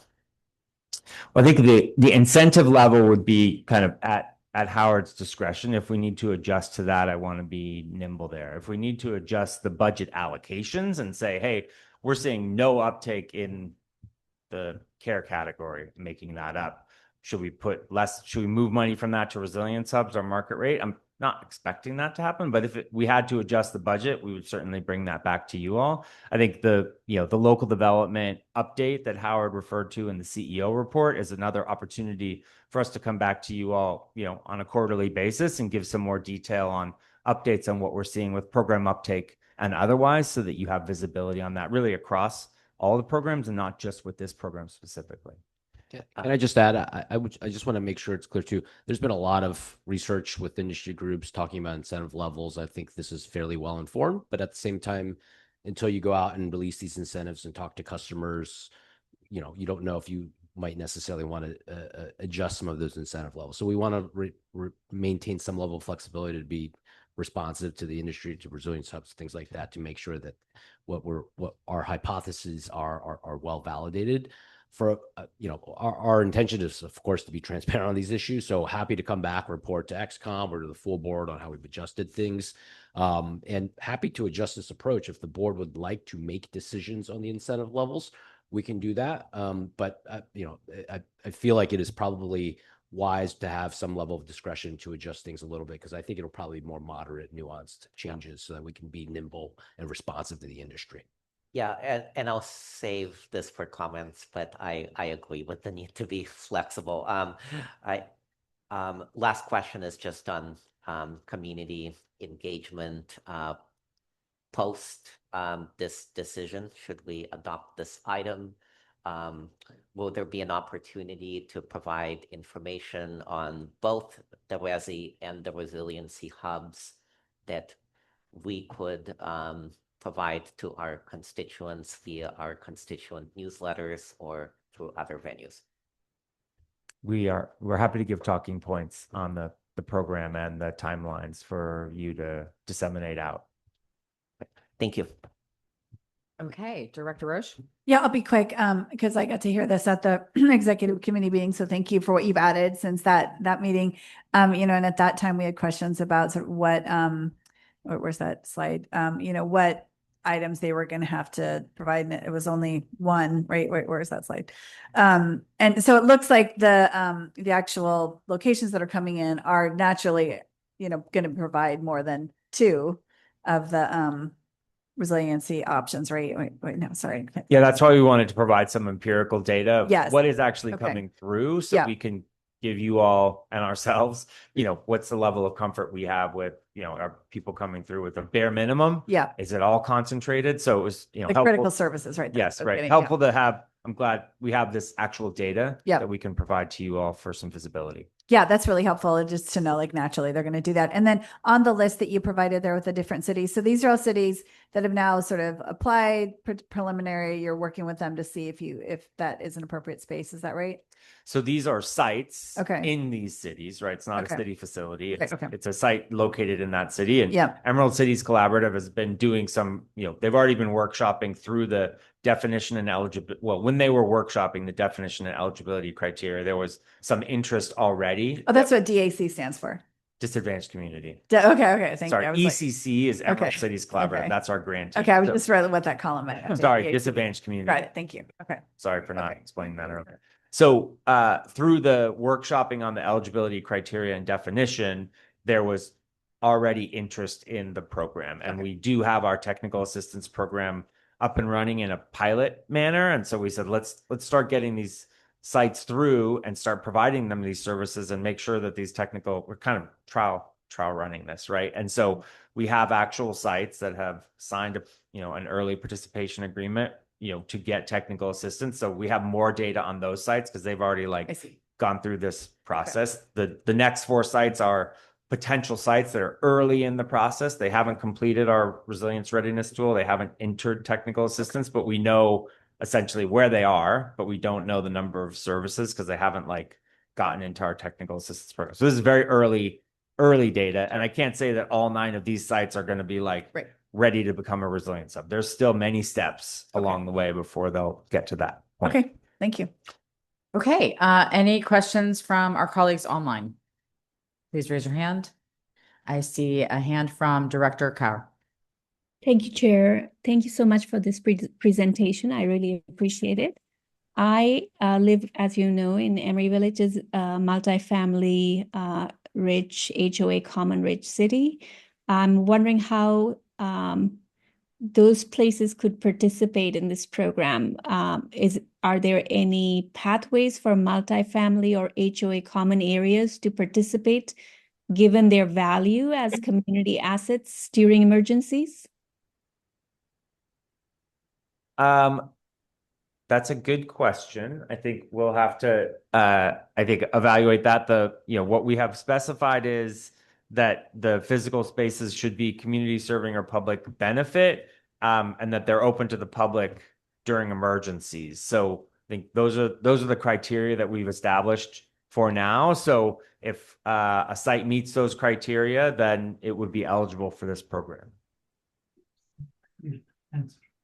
Yeah, and the residential program is up to 4 units, 4 unit residential, but you have to have like access to your roof and your own meter. So there is some specificity, but there is opportunity for kind of lower density multifamily housing to participate in this program as well. Okay, Director, does that answer your question? Yes, thank you for that answer. I appreciate it. And I also was wondering, how will renters who make up majority of residents in cities like Emeryville benefit directly from this program? Yeah, so renters can participate. There are many renters who will put a solar system on their home that they are renting with the landlord's approval. So that's a kind of a standard process within the solar industry. And so there'd have to be coordination with the landlord. But those customers are eligible. All right, thank you. Also, I think this question may have been raised by Director Trigup, but will there be a way for smaller urban facilities to meet the 3-day backup requirement without needing oversized batteries? Yeah, I think the size of the solar system, solar and backup power is very dependent on the services that are provided. And so we've modeled out some smaller churches and other sites, and feel that it is certainly viable to provide backup power. It depends on the resilience services that are requested. All of that kind of has to fit together. Thank you. I appreciate your answers and appreciate the presentation. Thank you. Thank you, Chair. Great, thank you for your questions. I do not see any other hands raised from my colleagues online, so we are going to go ahead and turn our attention now to public comment. I'm looking at our clerk. Do we have any public comment in the room? We do. Yes, we do. Tim Frank, recognized for 2 minutes.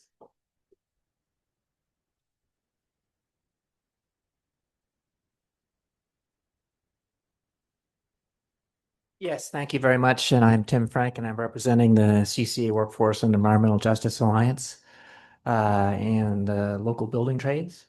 And we're pretty excited about this program. We actually think it's something that has a lot of merit to it. We have a recommendation, though. With regard to the budget, we would prefer to see parity between the market rate program and the resilience hubs. And the reason we're particularly appreciative of the resilience hubs is that when you look at the workforce development benefits of the program and the opportunities it provides for high road contractors, these larger scale contracts are actually quite beneficial. We're more likely to be able to get a high road contractor to actually bid that work. And those contractors will be using apprentices on the job and things like that actually contribute to workforce development goals. And you do not get that same kind of benefit from the smaller scale projects that the other 2 categories are funding. And we also appreciate the substantial equity benefit that's provided by the services in the context of an emergency. That's a really important public value, and we think that the market for resilience hubs is not going to be saturated by the money that you're allocating for this, so that a little larger allocation would be warranted. So for all those reasons, we would encourage you to think about actually establishing some parity in the budget between the resilience hubs and the market rate sector. Thank you. Great, thank you for your comment. Next speaker, please. Yoki Kim, recognized for 2 minutes.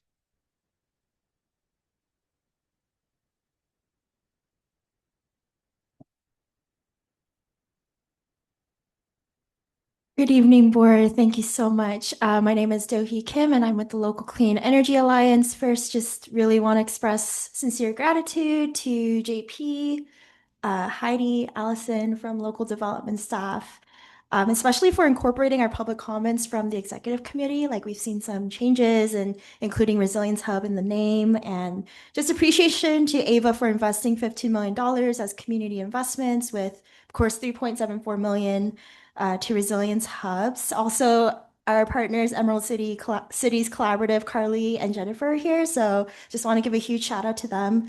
As you might have seen in our letter, we have support from community partners, 11 orgs, APEN, Asian Pacific Environmental Network, Reclaim Our Power, Center for Biological Diversity, Physicians for Social Responsibility, SFA Area Chapter, Collective Resilience, California Interfaith and Light, California Trade Justice Coalition, Rising Sun, Public Bank East Bay, Kahila Community Synagogue. Also want to highlight Bethel from San Leandro 2050, who is part of our pilot site program already. And so we've been collaborating and partnering in outreach with more than 11 orgs, but just wanted to uplift them. Just wanted to highlight that we'll, in our community outreach, we'll continue to use both the community definition and AVA's definition for resilience hubs. Now I'll go into just like recommendations from LCEA really quickly. We still want to push for more flexible, unrestricted funding for local resilience hubs, just modeling that we see in San Diego Community Foundation for community clean energy grant programs. Also would like to explore solar financing and funding support to reduce upfront capital costs, especially for smaller to medium-sized emerging resilience hubs without solar systems already in place, exploring on-bill financing, strategic growth council grants, and also making sure that we have a prioritization for equity, making sure it's not first come, first served for the first $1 million tiered process. Thank you. Thank you for your comments. Any other speakers in the room? Seeing none, we are going to turn, do we have any speakers on Zoom? Bradley Cleveland, recognized for 2 minutes. Thank you. My name is Bradley Cleveland. I'm an Oakland resident and a consultant with IBEW, Electrical Workers Union, Local 595. I wanted to echo Tim Frank's comments. We're supporting more parity between the residential battery incentives and the the resilience hub investments.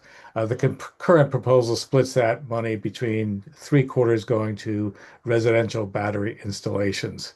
And I think in terms of the limited funds that AVA has, it'll have a greater impact if half of these funds are invested in resilience hubs that serve our communities.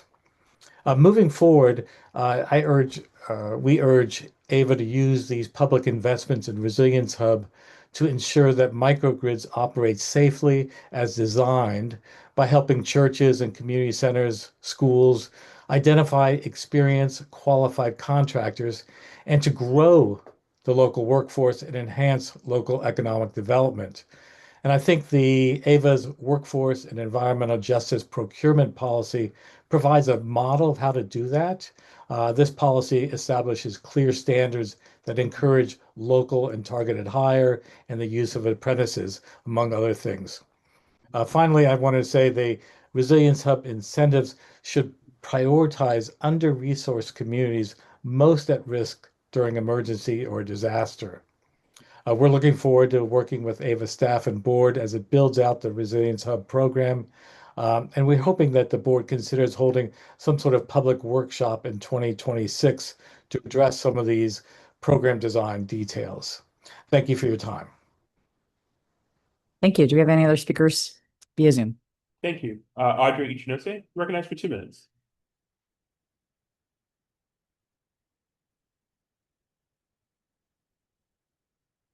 Audrey Ichinose.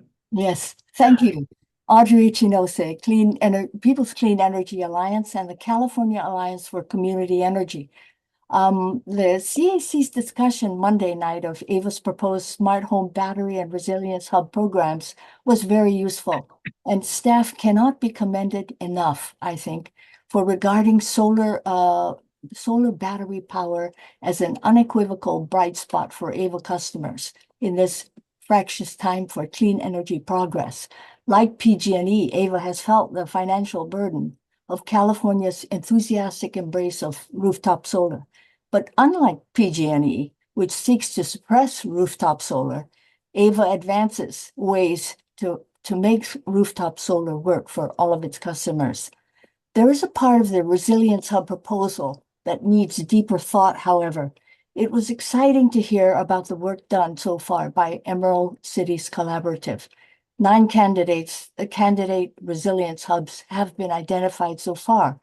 These existing hubs provide many valuable services, but most, if not all, already have solar systems and can take advantage of the battery incentive program, and only 4 are in disadvantaged communities. But there is one, and potentially others, that provides critical services and support to the community that has no rooftop solar at all.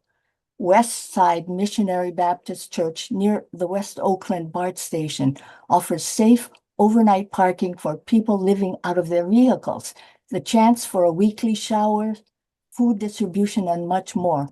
The church is led by the Reverend Ken Chambers, who incidentally was a member of Ava's original Community Advisory Committee. West Side has not yet been able to secure for itself a solar system. It is in a DAC. So my question is, can the Resilience Hub program be modified to? Thank you. Susan Silver, you're recognized for 2 minutes. Thank you. My name is Susan Silber. I'm a resident of Berkeley and with the nonprofit Collective Resilience. I've been working for the past several years to support and develop resilience hubs and helped write the case study about them for Ava Community Energy. Also a member of the People's Clean Power Alliance. First, want to say that this is a very promising start in developing community resilience that's rooted in our frontline communities. Though I'm really disappointed to hear that this program would only fund around 20 hubs across 2 counties because they are so very popular and so very needed. So I want to offer some recommendations. First, asking that instead of your own definition of resilience hubs, that you honor the hard work of community partners with the ones that were provided, which is focused on clean energy solutions, but it's more holistic and centers other community parties as well. And asking you to develop an equity matrix to ensure that this program prioritizes frontline energy burden communities rather than a first come, first serve model. Lastly, let's talk about funding. Based on a huge enthusiasm for resilience hubs, AVA really needs to provide much more funding assistance and flexible funding for hubs of all sizes. And as a leader in this field of resilience hubs, I want to emphasize that AVA is one of the many governmental agencies, nonprofit organizations who are ready to prioritize and invest in resilience hubs. The Alameda County Food Bank, Stop Waste, Bay Area Climate Adaptation Network. So many groups are one of the many organizations that want to support resilience hubs. So I asked you to look at this initiative as part of a potential network to help fund the development of resilience hubs and to support, developing to support their capacity building, infrastructure, and their programming. Thank you. Thank you. Okay, any other speakers via Zoom? There you go, hands raised this side. Okay, do we have any public speakers wishing to make a comment at any of our remote locations? I actually can't see right now, but I don't see any hands raised. So we are going to go ahead and close public comment. This is an action item. The recommended action is to approve the allocation of the fiscal year 2023 budget surplus to the program as proposed, with 50% of the incentives for single family residents, 25% for low income customers, and 25% for resilience hubs, as well as to authorize staff to launch the program consistent with their provided memorandum and the ability to adjust the program design based on market and customer feedback with the approval of the chief executive officer.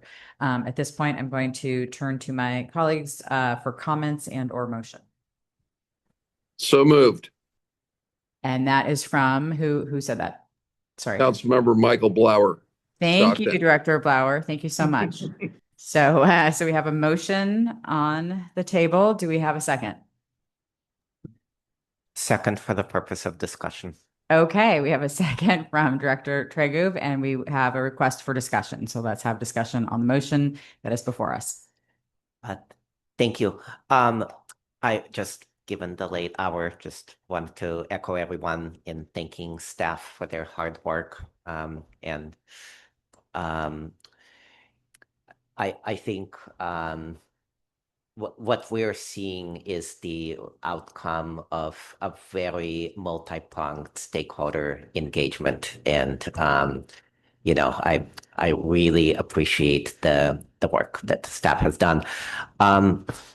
I do have a couple of questions based on the comments that were made. Well, one commenter suggested a different breakdown in allocations, and I was wondering if staff could opine or provide information on what that might look like in practice. Has there been sensitivity analysis done around what it would look like to do a 50-50 design as proposed? Yeah, I haven't looked at that breakdown specifically. I can say in general with the low income care customer incentives at more than 5x the market rate residential, and then the resilience hub incentives being more than 10x, 90 to 1200. There's going to be a market reduction in the volume of solar and storage systems that are built and enrolled in the program. And so recognize the gentleman's request for allocation for larger system sizes, but that the reduction in volume means less overall jobs. And part of the rationale for allocating this budget was to support the solar industry writ large, really across the board, residential and non-residential solar industry. And that is supported by more volume of projects. So if we increase the incentive drastically and allocate, as a weighted average, we're going to see a reduction in the volume of solar and storage assets that are deployed.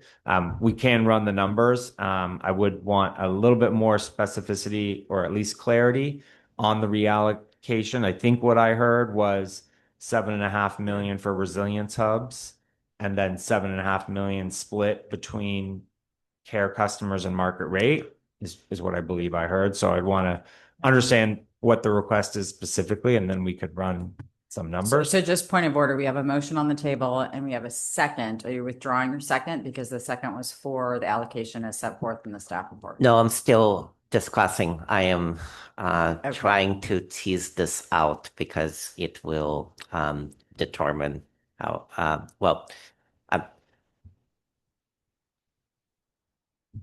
can I, my question was answered. Can I complete my Sure. question? I mean, we're kind of past the question period, but yes, I will. Yeah, no, and I appreciate the indulgence. This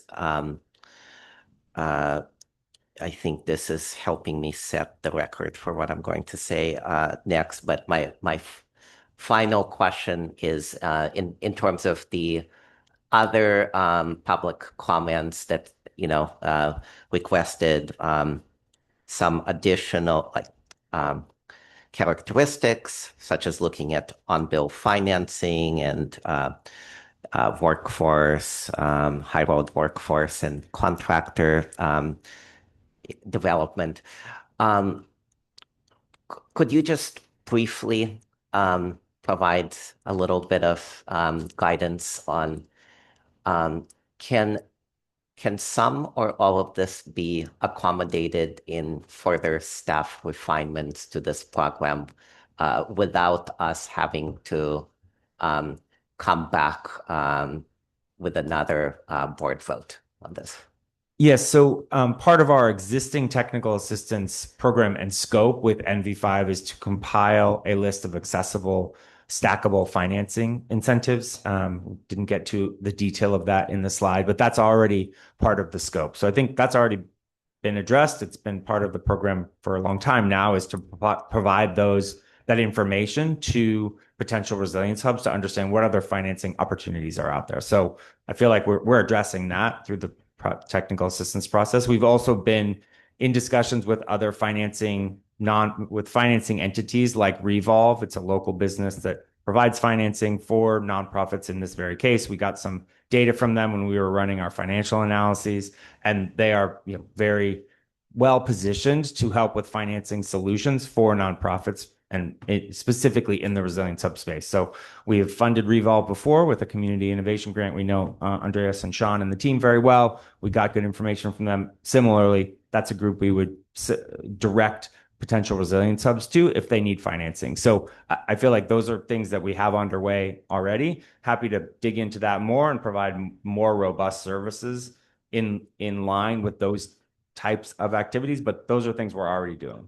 Okay, thank you. So I understand that there's probably no program design that could be done that will be the perfect solution set for everyone.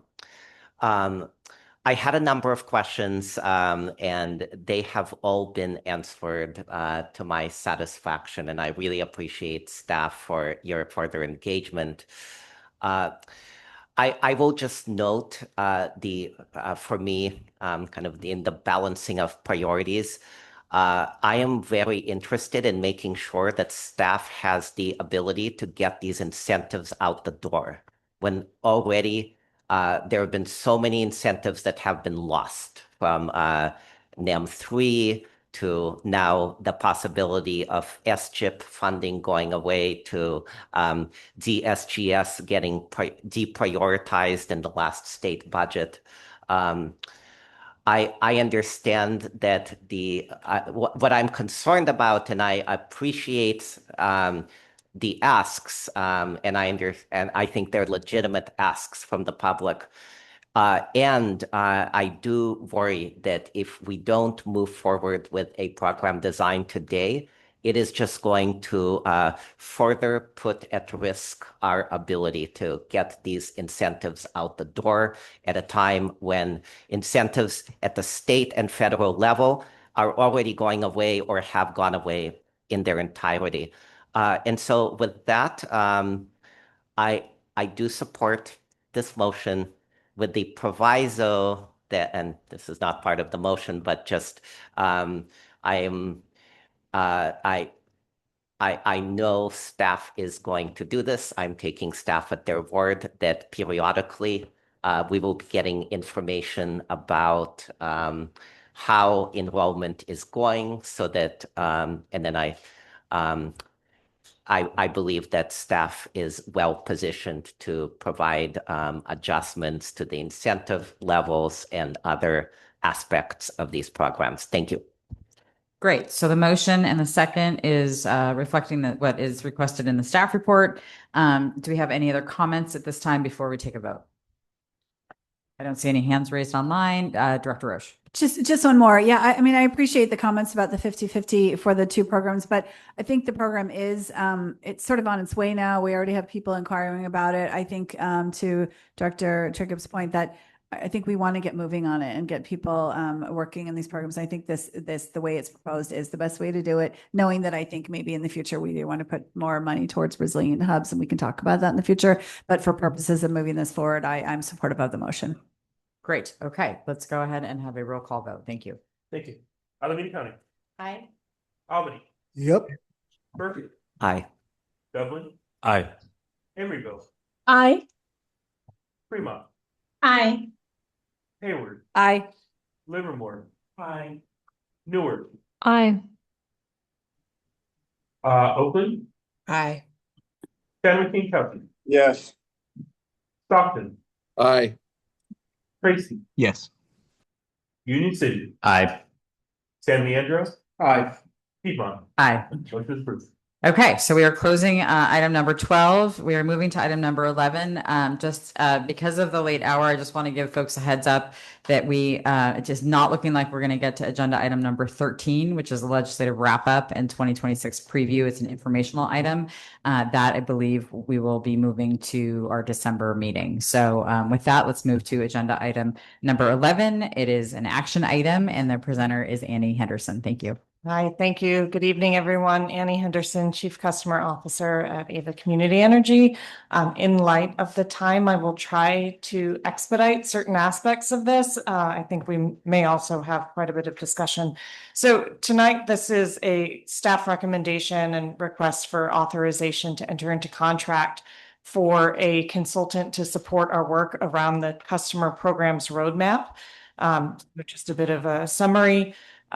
This is to establish the strategic framework that guides future program design, prioritization, and investment decisions aligned with AVA's long-term decarbonization and other programmatic goals. We are setting this contract for 1 year. We are hopeful to wrap it up in October 2026. In this fiscal year, there was an allocation of $500,000 to this effort based on the responses and our desire to do some enhanced stakeholder engagement. We are requesting a not to exceed amount of actually $560,000. The additional $60,000 would come from other local development funds that have not yet been committed. Next slide, please. So a little bit of context. Hopefully you are all familiar with this, but we do manage a local development fund of approximately $100 million. These are for energy-related programs across our service territory. We do have a number of programs that we have facilitated and have closed or are in market now or are soon to come. So some of that $100 million is already committed, but looking forward, we want to have a clear, actionable, transparent plan on what we're doing with our roadmap, primarily for the timeframe 2027 to 2032 is the landscape we're looking at, knowing that some of that will change over time. But we want to have a framework to identify our goals and priorities, support resource planning, and then also this will help to better align with our member agencies, other air districts, regional energy networks, and our community partners who are doing similar work in our communities. Next slide, please. So in that effort, we did put out an RFP in early September of this year. It closed at the end of September, and we went into a series of interviews with the top 3 bidders. The purpose of that RFP was, of course, to do consulting services to support the customer program's roadmap. That included an internal and external assessment. So internal, looking at what are we currently doing, what resources do we have on hand, who are our subject matter experts on staff at AVA. External assessment is really looking what is in the market that is working, what is not working, and what isn't in the market that should be there. This is really to continue AVA's role as an innovator and a market mover in the energy space.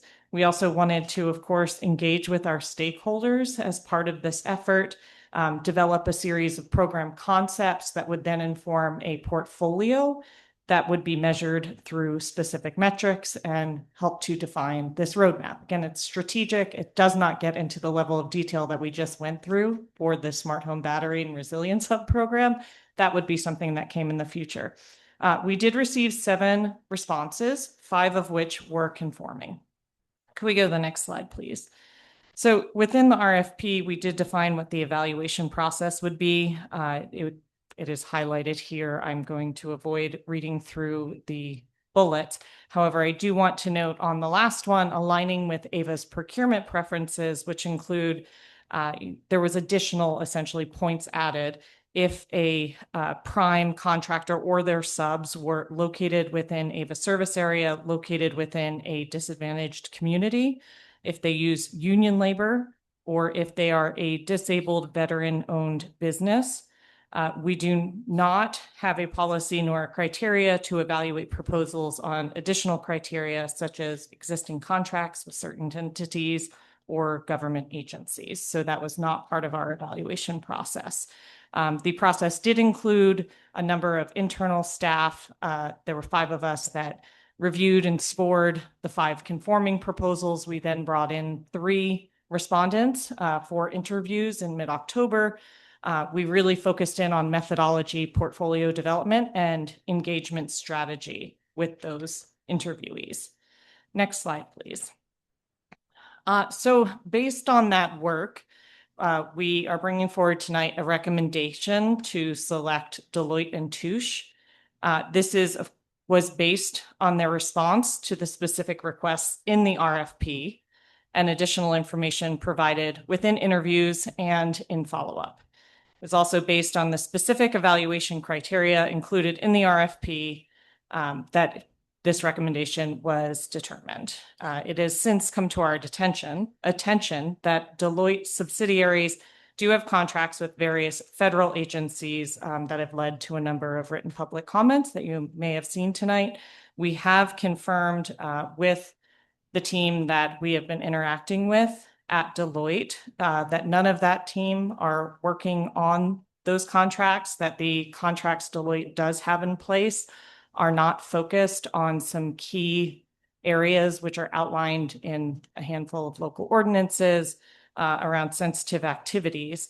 But I'm just going to present here tonight based on the information that we received in the RFP. But I did just want to confirm that we acknowledge that this issue has been presented. We respect the feelings of the community. We sympathize with what is happening in our communities and certainly today in West Oakland. But so I'm just going to present on what we've received within the proposal itself. So the work on this roadmap would be done by the California Energy, Environment, and Resilience team that sits within the broader sustainability practice at Deloitte. They have about 6,000 practitioners nationally, and that is a subset of a much larger multinational organization. They work around the world. The responding team from Deloitte has proven experience in strategic planning and decarbonization program development. They had a very clear integrated approach to align our objectives, program concepts, and portfolio design. They had a robust stakeholder engagement strategy led by 3 local partners. And they had a clear and achievable schedule that met the requirement for an October 2026 timeline. And they have a really strong execution and delivery team. They are committing people with experience both at strategy and implementation to working on this. Deloitte is also a strategic advisor to 92% of the Fortune 1000 power and utility companies. They've supported more than 1,000 government entities at the federal, state, and municipal levels, as well as utilities. They've helped state energy offices design and deliver customer-focused programs. Those include a $160 million EPA-funded Solar for All grant that serviced low-income and disadvantaged households in Virginia, a building electrification and energy efficiency initiative for the state of Wyoming, and then in a handful of states that share a utility partner, they developed a smart grid program to improve community resilience, advance decarbonization, and maximize equitable program outcomes. Specifically in California, their sustainability clients include Southern California Edison, the Los Angeles Department of Water and Power, SMUD, the City of Stockton, and the San Jose Clean Energy through the City of San Jose.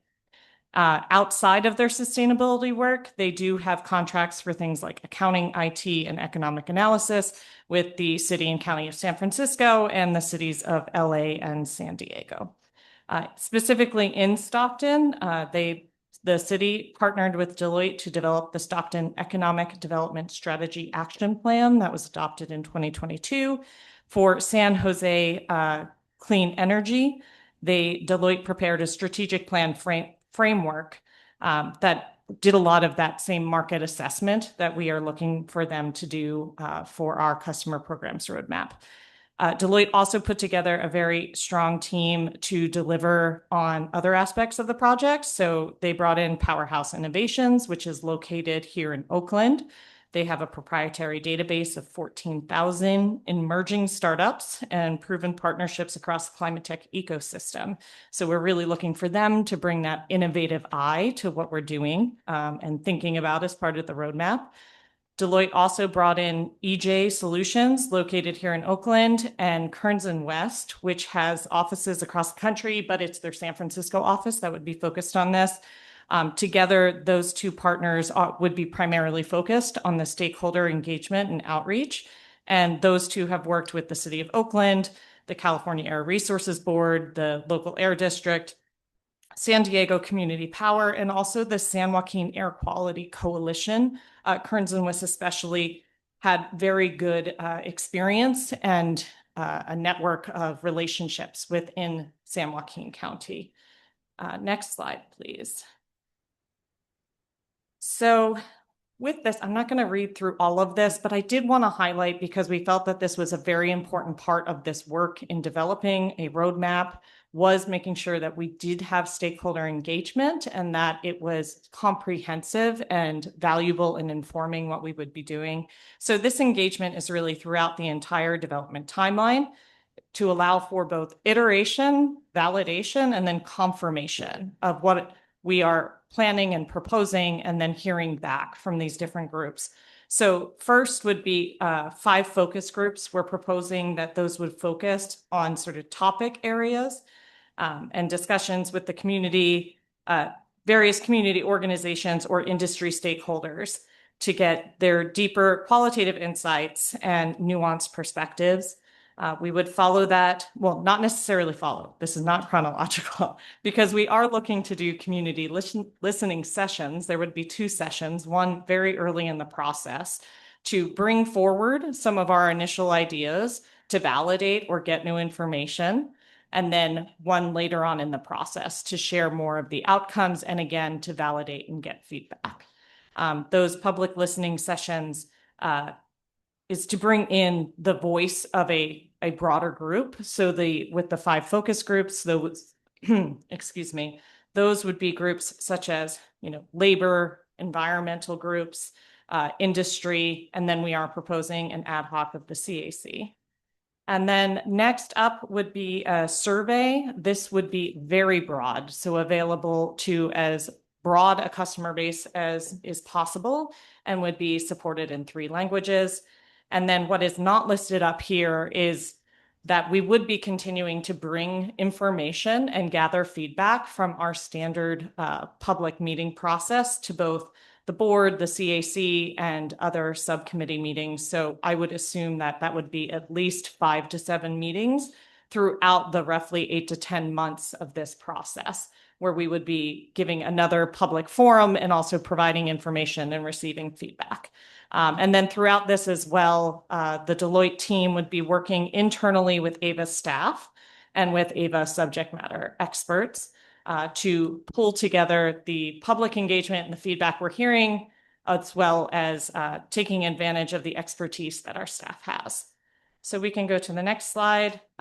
Do just want to say that we did look at sort of that $500,000 level, and then felt that we needed a more comprehensive plan. So asked for Deloitte to come up with something that was reasonable, but over the 500,000. And so we can go to the next slide on this one.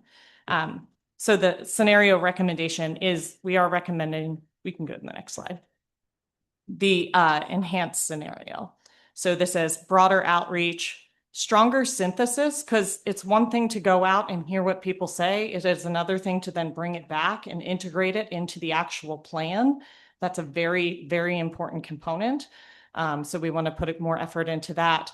Also some internal alignment, and then some schedule flexibility, because we realize that this is an iterative approach. So we can go to the next slide, which is simply the next steps. I will just leave those up there for you to see, but I do just want to wrap up by saying, we're bringing this forward to the board again, based on the response that we received to the RFP and its stated evaluation criteria. We respect the information that has been brought forward, the comments made by the public, and we seek the board's feedback and guidance on how to move forward. Great. Thank you so much for that presentation. And I appreciate the acknowledgement of the correspondence we have heard from the public. And it is getting late, so we do know we have public speakers. But if you have already sent in comments, we have read those comments. So do not. I mean, obviously you can repeat what you've said, but for the interest of time, I would ask that we not repeat comments when it comes to that time. Okay, so we are starting with clarifying questions by members here in the room. Are there any clarifying questions from the CAC? We'll get to comments later. No questions. Okay, any clarifying questions from the directors here? Director Roche. Thanks. Yeah, I mean, I can see, this is obviously a robust process to try to find the right consultant. And I really appreciate your transparency on sort of what we've discovered about Deloitte. And can you just say again, like what you've discovered about what, what their involvement is with the government contracts that I think is concerned with the public letters? Yeah, so what we were able to find is based on public databases. We did get confirmation from staff directly. And I will say it actually took them a while to get the information because they're in a different part of the business. Yeah. It's a very large business. Yeah. They did confirm that they do not provide the services under those, they being Deloitte, the larger Deloitte, that are identified in certain sanctuary city ordinances, which focus in on being a data broker, extreme vetting, and detention facility services. So Deloitte does not provide those services to these federal agencies. Okay. Okay, thanks. And so then they're not providing them in our service area. Certainly not. Therefore, they're not providing. Yeah. Okay. All right. Thank you so much. I really appreciate that. Yeah. Okay, Director Murata. Thank you. Thank you, Chair. Hi, Annie. Hi. Then please, if you wouldn't mind, share with me what are the contracts that Deloitte has with DHS and ICE, excluding the ones you just mentioned. So let me refer to my notes. I only have what I was able to find publicly. This was not something that we asked them to disclose as part of the RFP process. And in fact, there is some language they have indicated in their contracts that limits the amount of information they can share. But what I can look at are the NAICS codes that are associated with the agreements. And those were focused on, of course, I can't find it now. Those were focused on accounting services, some data management or data modernization. There was a fantastic summary at the end of the CAC report. If you wanted to reference that, sorry, here it is. I found it. Administrative management and general management consulting services, all other professional, scientific, and technical services, computer systems, design services, financial investment activities, accounting services. Okay, thank you. The second question is, what's Plan B? So depending on the direction that we receive from the board, if we weren't to move forward with Deloitte, we did receive a total of 5 conforming bids. So that leaves 4 remaining. We did bring 2 into interview. We picked Deloitte because we did feel like they were going to provide the best service. So we would have to go back and determine, do we want to go back to the other conforming bids and make a selection from those conforming bids, or do we want to reissue the RFP? Thank you. Okay, Director Tregu. Yeah, thank you. Thank you, Madam Chair. Thank you, Director Murata. I think you asked some questions that mine will just be a follow-on. I was curious, what flexibility do we as a body have?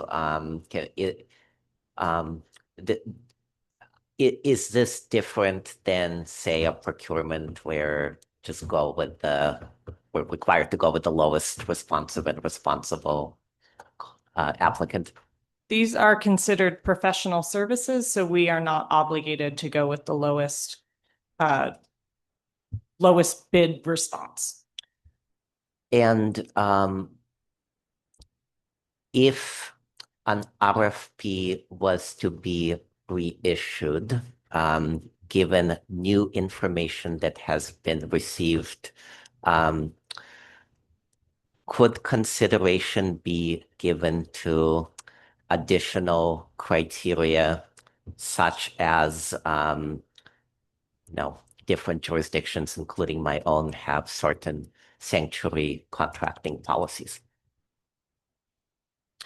I would be looking to guidance from legal. Yeah, the so board so on my additional understanding, I don't want to speak for our attorney, she can answer the question, but my understanding is without a policy in place, that we would be kind of in uncharted waters, and we if we did as a body decide not to proceed with Deloitte, based on unwritten policy, because this is currently, we don't have a policy, that could be, I don't know if that could be problematic. Maybe this is where I should turn it over to our attorney to say, what happens if we reject a staff recommendation based on a policy that was not disclosed in the RFP process? Yeah, that's my question. Or an unwritten policy, sorry, an unwritten policy that was not previously disclosed. AVA does not currently have any policy with respect to government contracts with vendors, et cetera. So if we were to have such a policy, we would disclose it when we issued an RFP. Everyone would know about it. They would be held to the same standard, and we would then choose accordingly. That is how a city or a agency that does have such a policy applies it. If we don't want to move forward with this contract tonight, I will probably advise staff to reject all bids and start over with the RFP so that we can be fairer in disclosing any limitations that we have in moving forward with vendors. Thank you. Yes, Director Barrientos. Well, this is some hidden stuff that we don't know about. I'd like to move the staff recommendation. Great. So we have a motion on the table for the staff recommendation. I will second. We are now though in our question. Yeah, so if I could ask you just to hold on to that, because we are still asking questions at this point in time. And I do see that we have a question from Director Kang online. Sorry, actually, I wanted to second that motion. Okay, so Okay. we'll tape, I will take note of that when the time comes, but do we have any questions from our directors who are attending online?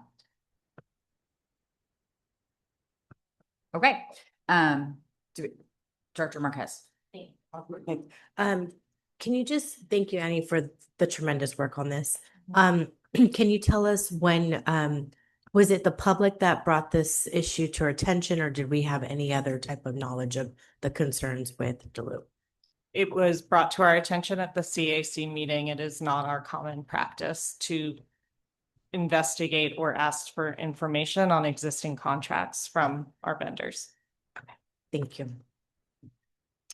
Okay, I don't see any other questions at this time unless I'm missing any. Okay, let's move on to public comment. As I said, we have received lots of written comment.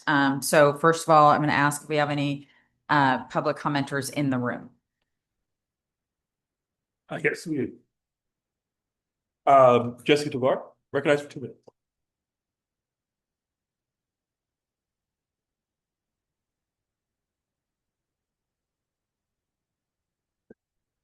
Jessica Tovar with the Local Clean Energy Alliance. I want to say that after consulting with staff that I work with and members that we work with in the community, folks were really outraged, actually. They were pretty shocked to hear about this and were pretty disturbed by it. And my understanding is there was another decision around a contract. I think it was through City of Oakland last night or sometime this week, which was it was really centered around the same kind of issue, and people were pretty outraged. And so I just want to say that as somebody who is from a community that is targeted, we should not be doing business with companies that are making money off of the separation of families and providing efficiency of that's what I read is that they're in the line of work to make detention centers efficient. Now, I don't know what that means, but I will say we know what goes on with the separation of families, people who are being detained. This is part of a larger regime and machine that we should not be supporting in any way. So I think we have some talent in our local community, and we should focus on that and give them the opportunities. EJ Solutions is a good one. We've worked with them in the past in City of Oakland on the Oakland Climate Action Plan, and there's other local entities that were mentioned. I think we could do better than that. Thank you. Thank you. Next speaker, please. Tim Frank, recognized for 2 minutes.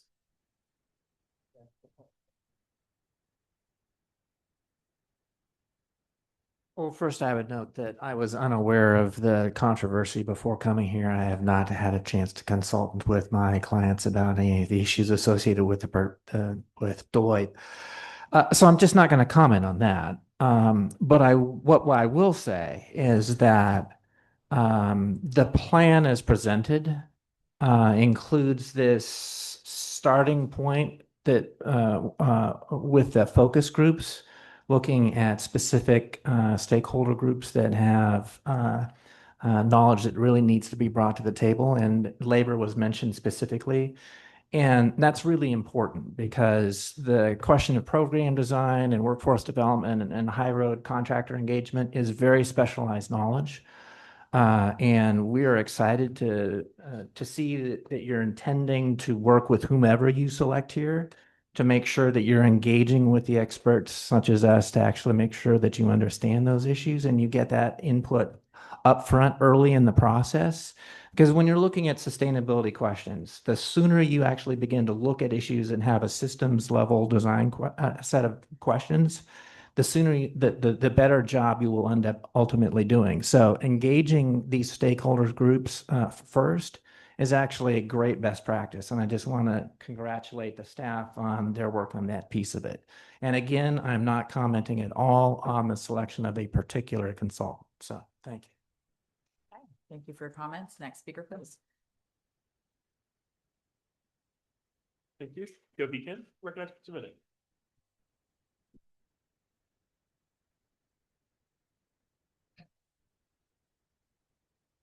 Thank you for the space to provide public comment. Just want to uplift the concerns of community members that have been shared written and verbally.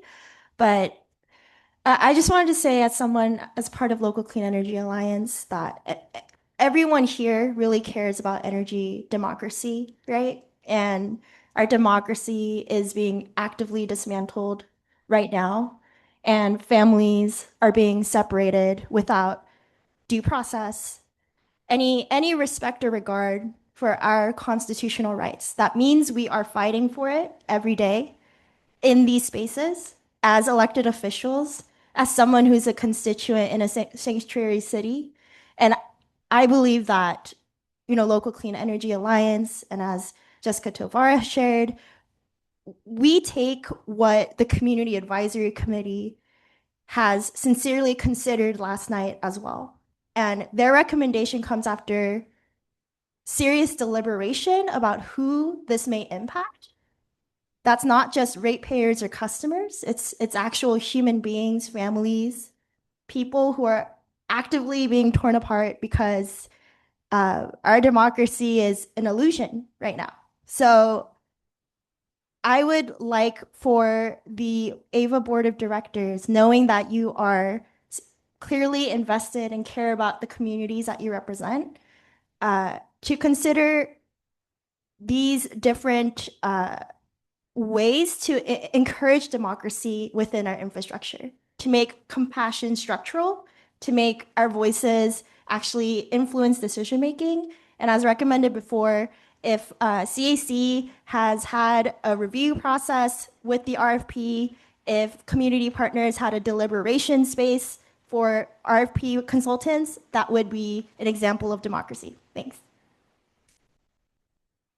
Okay, thank you. Next speaker, please.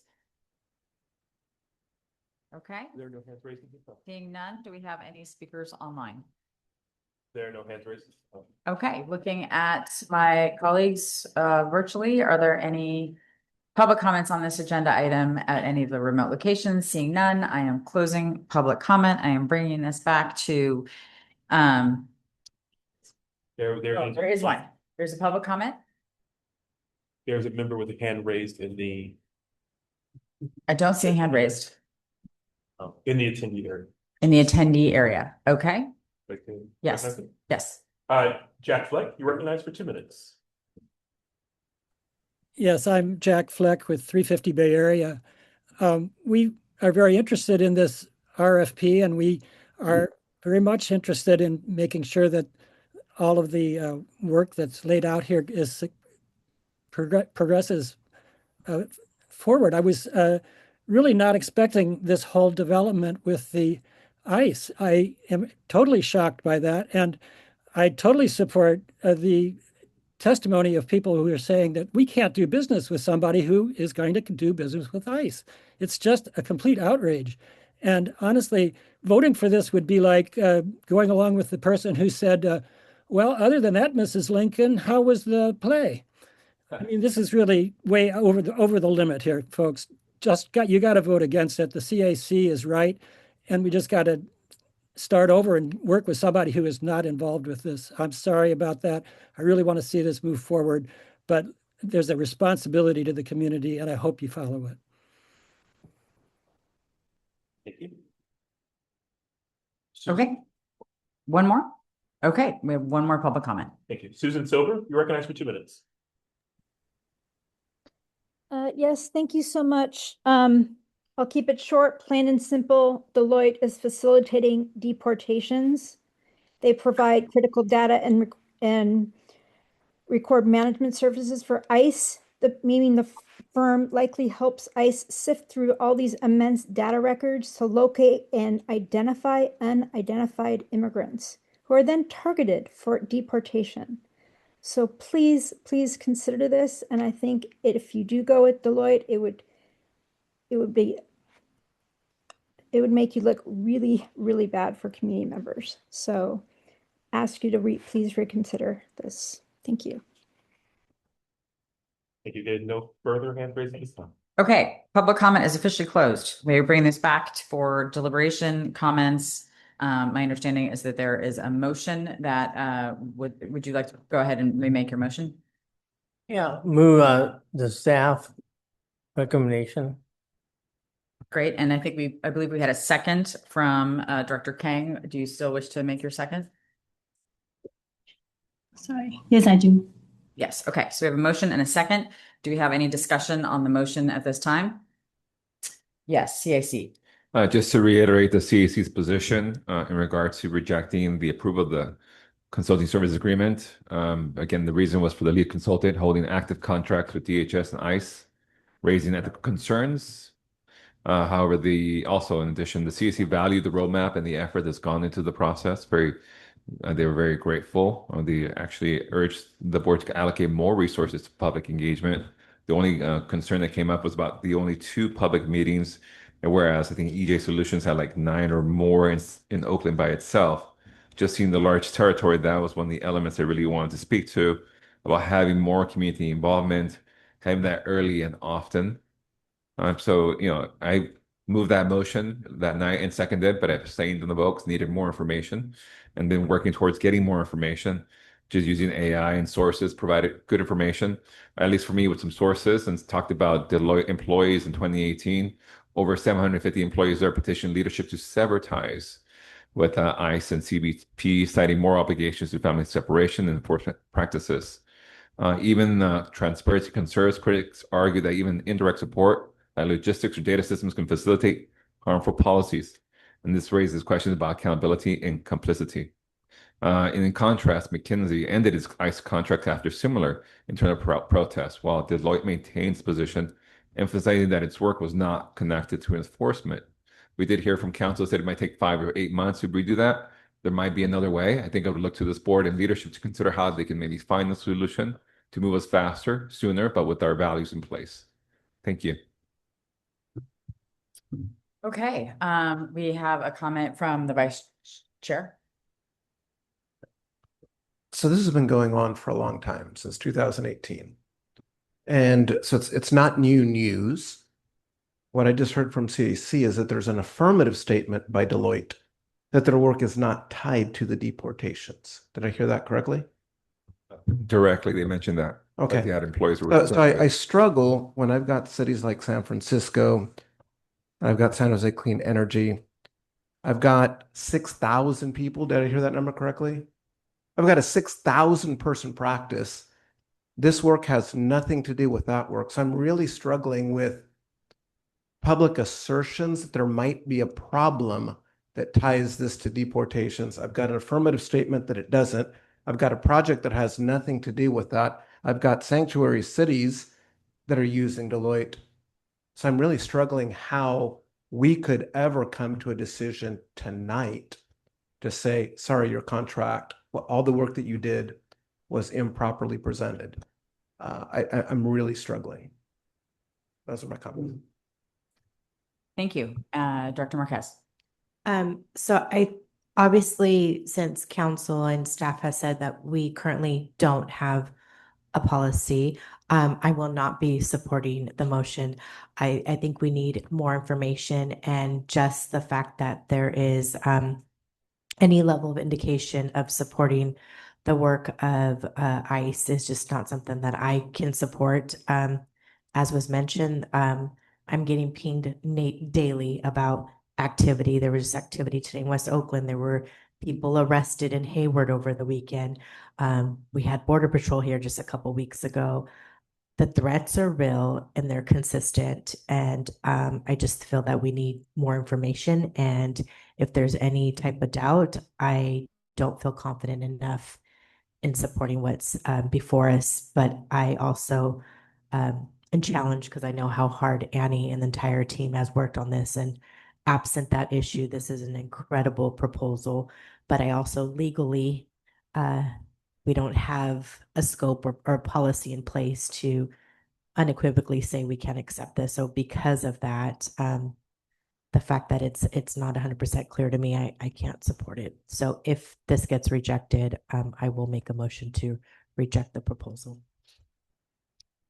Okay, so, but we're still, thank you. I appreciate that. So we still have a motion to accept staff, and it's been seconded, and we have one more comment that I see, unless we have any online, from Director Roche. Thank you. Yeah, when I started hearing, the comments about the potential ICE involvement, obviously I was concerned, and I know that staff didn't set out to have any of this be part of the controversy, and that's news that has since popped up, and I hear the public comments, and some of it sounds, based on, well, we don't I think to Director Gonzalez's point, we don't know for sure what the involvement is. Hayward is also a sanctuary city, so it is hard to support it. And this is nothing against you guys, because I know that this isn't anything you intended, and it is a great proposal. And I think, the additional team members, the Powerhouse Innovations and Currents and West, those are all, and EJ Solutions, that's all part of the team that would be part of this, right? And they're local organizations, and how many, and I assume all the work would be done locally, right? And by these organizations. Yes. I mean, and- obviously, and right. all They're of not the really- conforming bids did include local subcontractors. Okay. So that was not something unique to Deloitte. Yeah. That combination of subcontractors is unique to Deloitte. Okay, great. And I know, I think to our attorney's point, we couldn't necessarily just pick the next one because no one knew this was a criteria. There's no policy in place.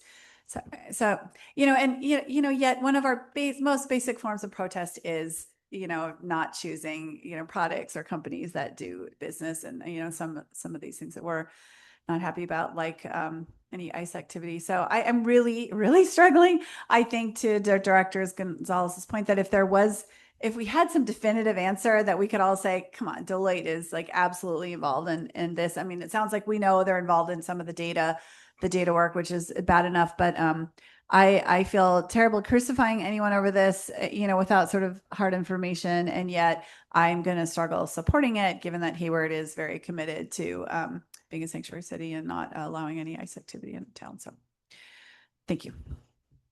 Yeah, the only thing I would point out is we're in a sanctuary state. The whole state of California is a sanctuary state. So all of the jurisdictions that Deloitte is currently working with are potentially running afoul of sanctuary, but I think what I heard, and I just want to drill down on this, is the city of Oakland and the city of Berkeley actually have very specific policies around contractual agreements with vendors who might be doing work, having these types of government contracts. And could you just explain again what your research reflected if we ran this contract through those lenses? Sure.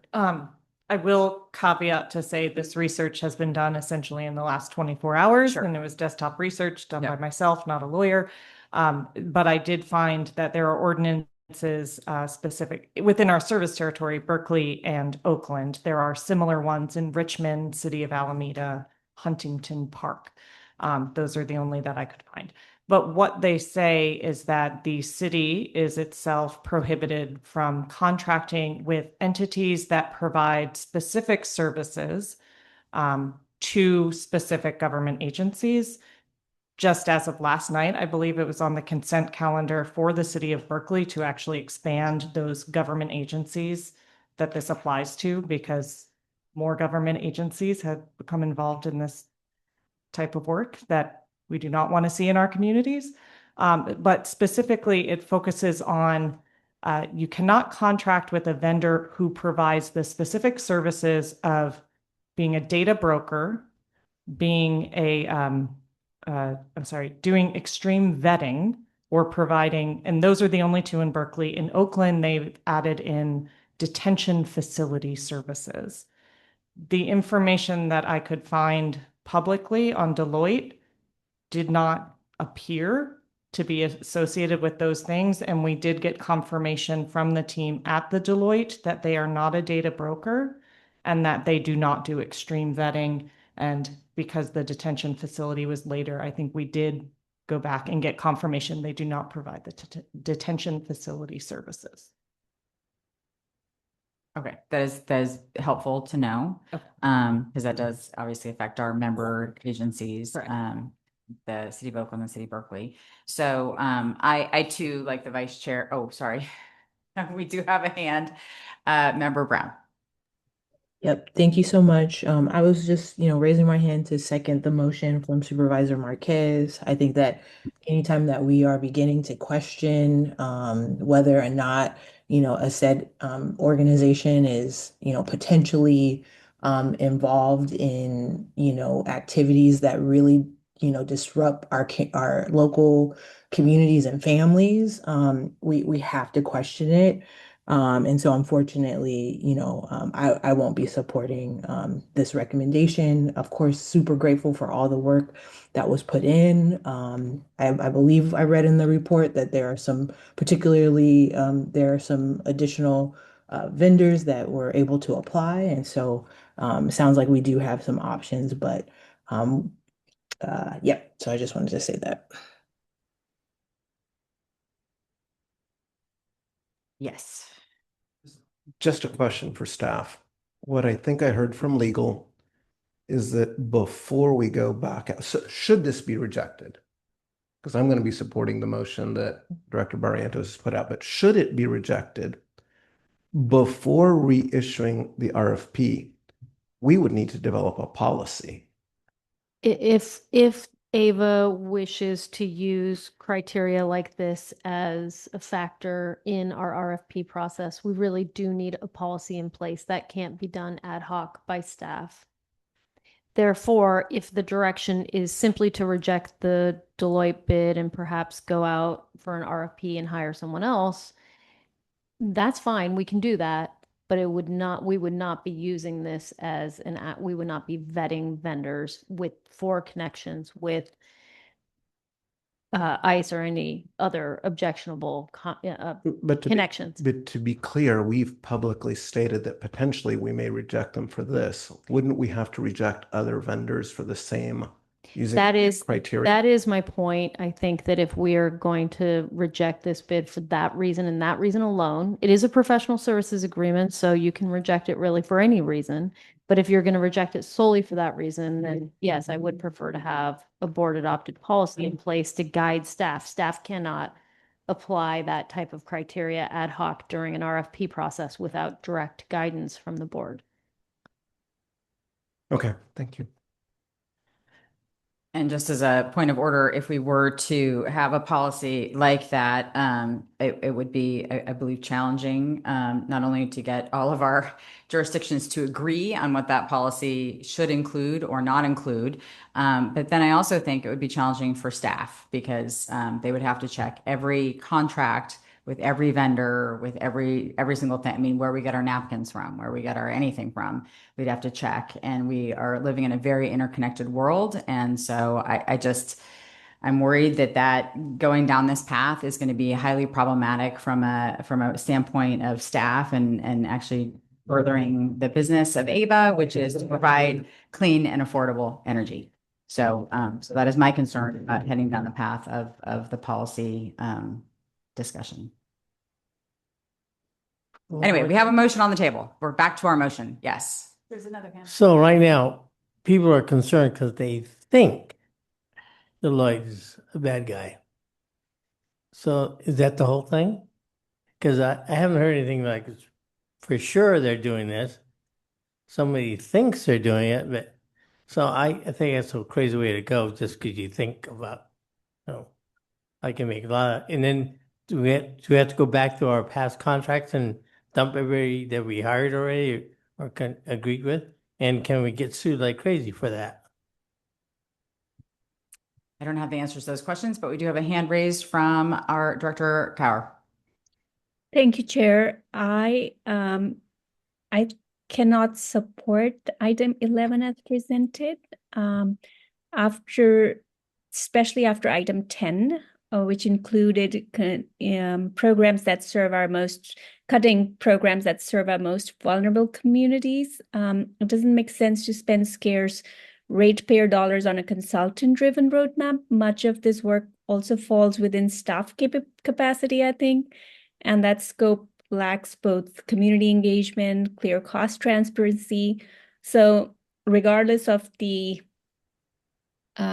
issue with Deloitte on ICE, I think there are other big considerations that can be taken into account.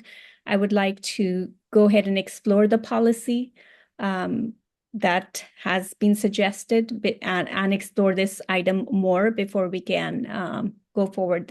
I think a roadmap could be developed with that. It should be developed with community engagement.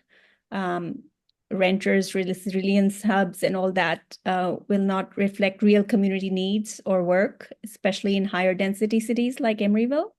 So given the deficit and our responsibility to prioritize direct community benefits, I would like to reconsider that or like more time. Thank you.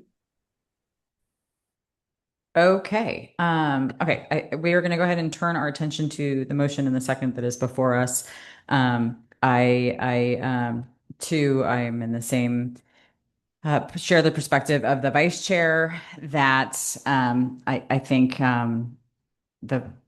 I think we should proceed with the staff recommendation, and it's not because I condone any type of behavior that's happening at the federal government level, but it's because I believe if we start down this path of precluding any agency that has any, even in the international, national level, has any ties to anything that we don't like, that we're going to tie our hands going forward. And I just think that's going to interfere with our ability to do the work that we are here to do, which is to procure clean energy, affordable energy for our constituents. So let's go ahead and have a roll call vote on the motion that is before us, which is to adopt the staff recommendation. Thank you. Alameda. Nay. Albany. No. Berkeley. No. Dublin. Abstain.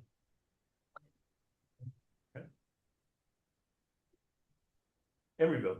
No. Fremont. Fremont. Come back to Fremont. Hayward. It's so hard. Hi. Yes. Oh, sorry. You said Hayward, right? No, Fremont. Oh, sorry. Fremont answered. Can you please restate your vote? Can Fremont? you repeat? Sorry, can you repeat the motion again? The motion is to accept the staff recommendation. Aye. Your vote is yes? Yeah. Hayward. Aye. Livermore. Aye.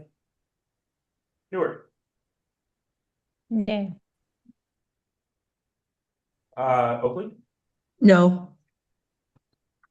San Joaquin County. Yes. Stockton. Yes. Tracy. No. Union City. No. San Leandro. Aye. And Piedmont. Aye. Does not pass. It does not pass. Okay, so I think we will have more to come on that topic of the customer programs roadmap. And I do want to appreciate the time that staff has taken in putting together this very thoughtful proposal for us to consider this evening. Also want to thank the folks involved in putting it together behind the scenes. And that is our last agenda item on this regular agenda, because we are going to continue agenda item number 13 to our December meeting. I am looking now to, as we move on to agenda item number 14, I'm going to just check in here with our CEO about any future board agenda items that you want to flag at this time.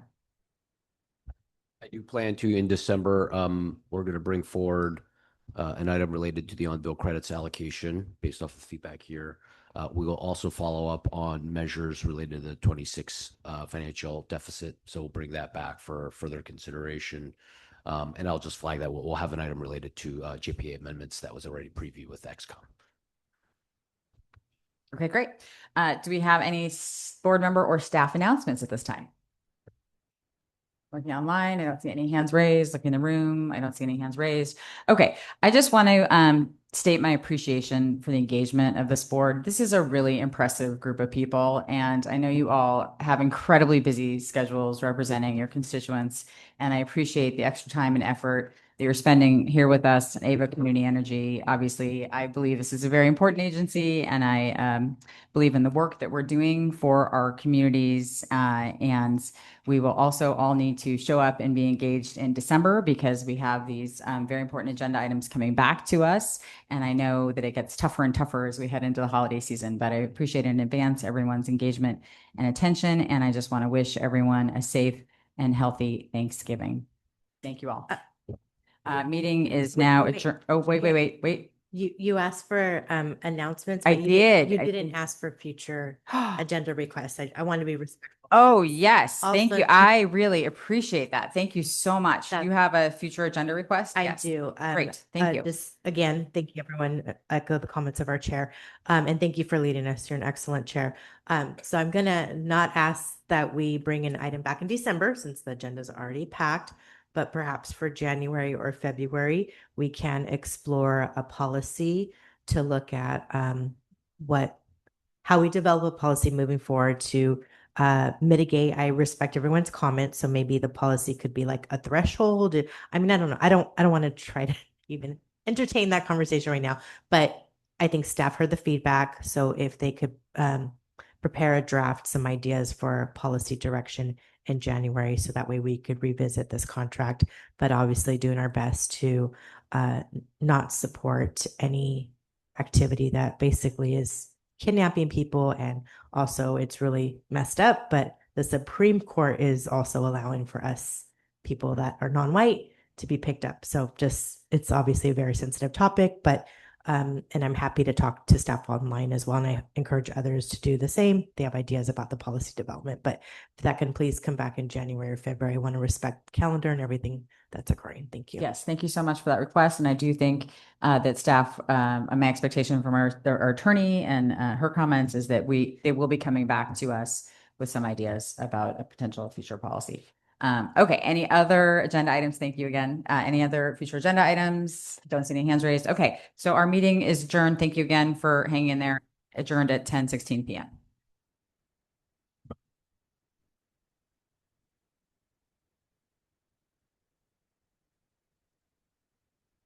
But,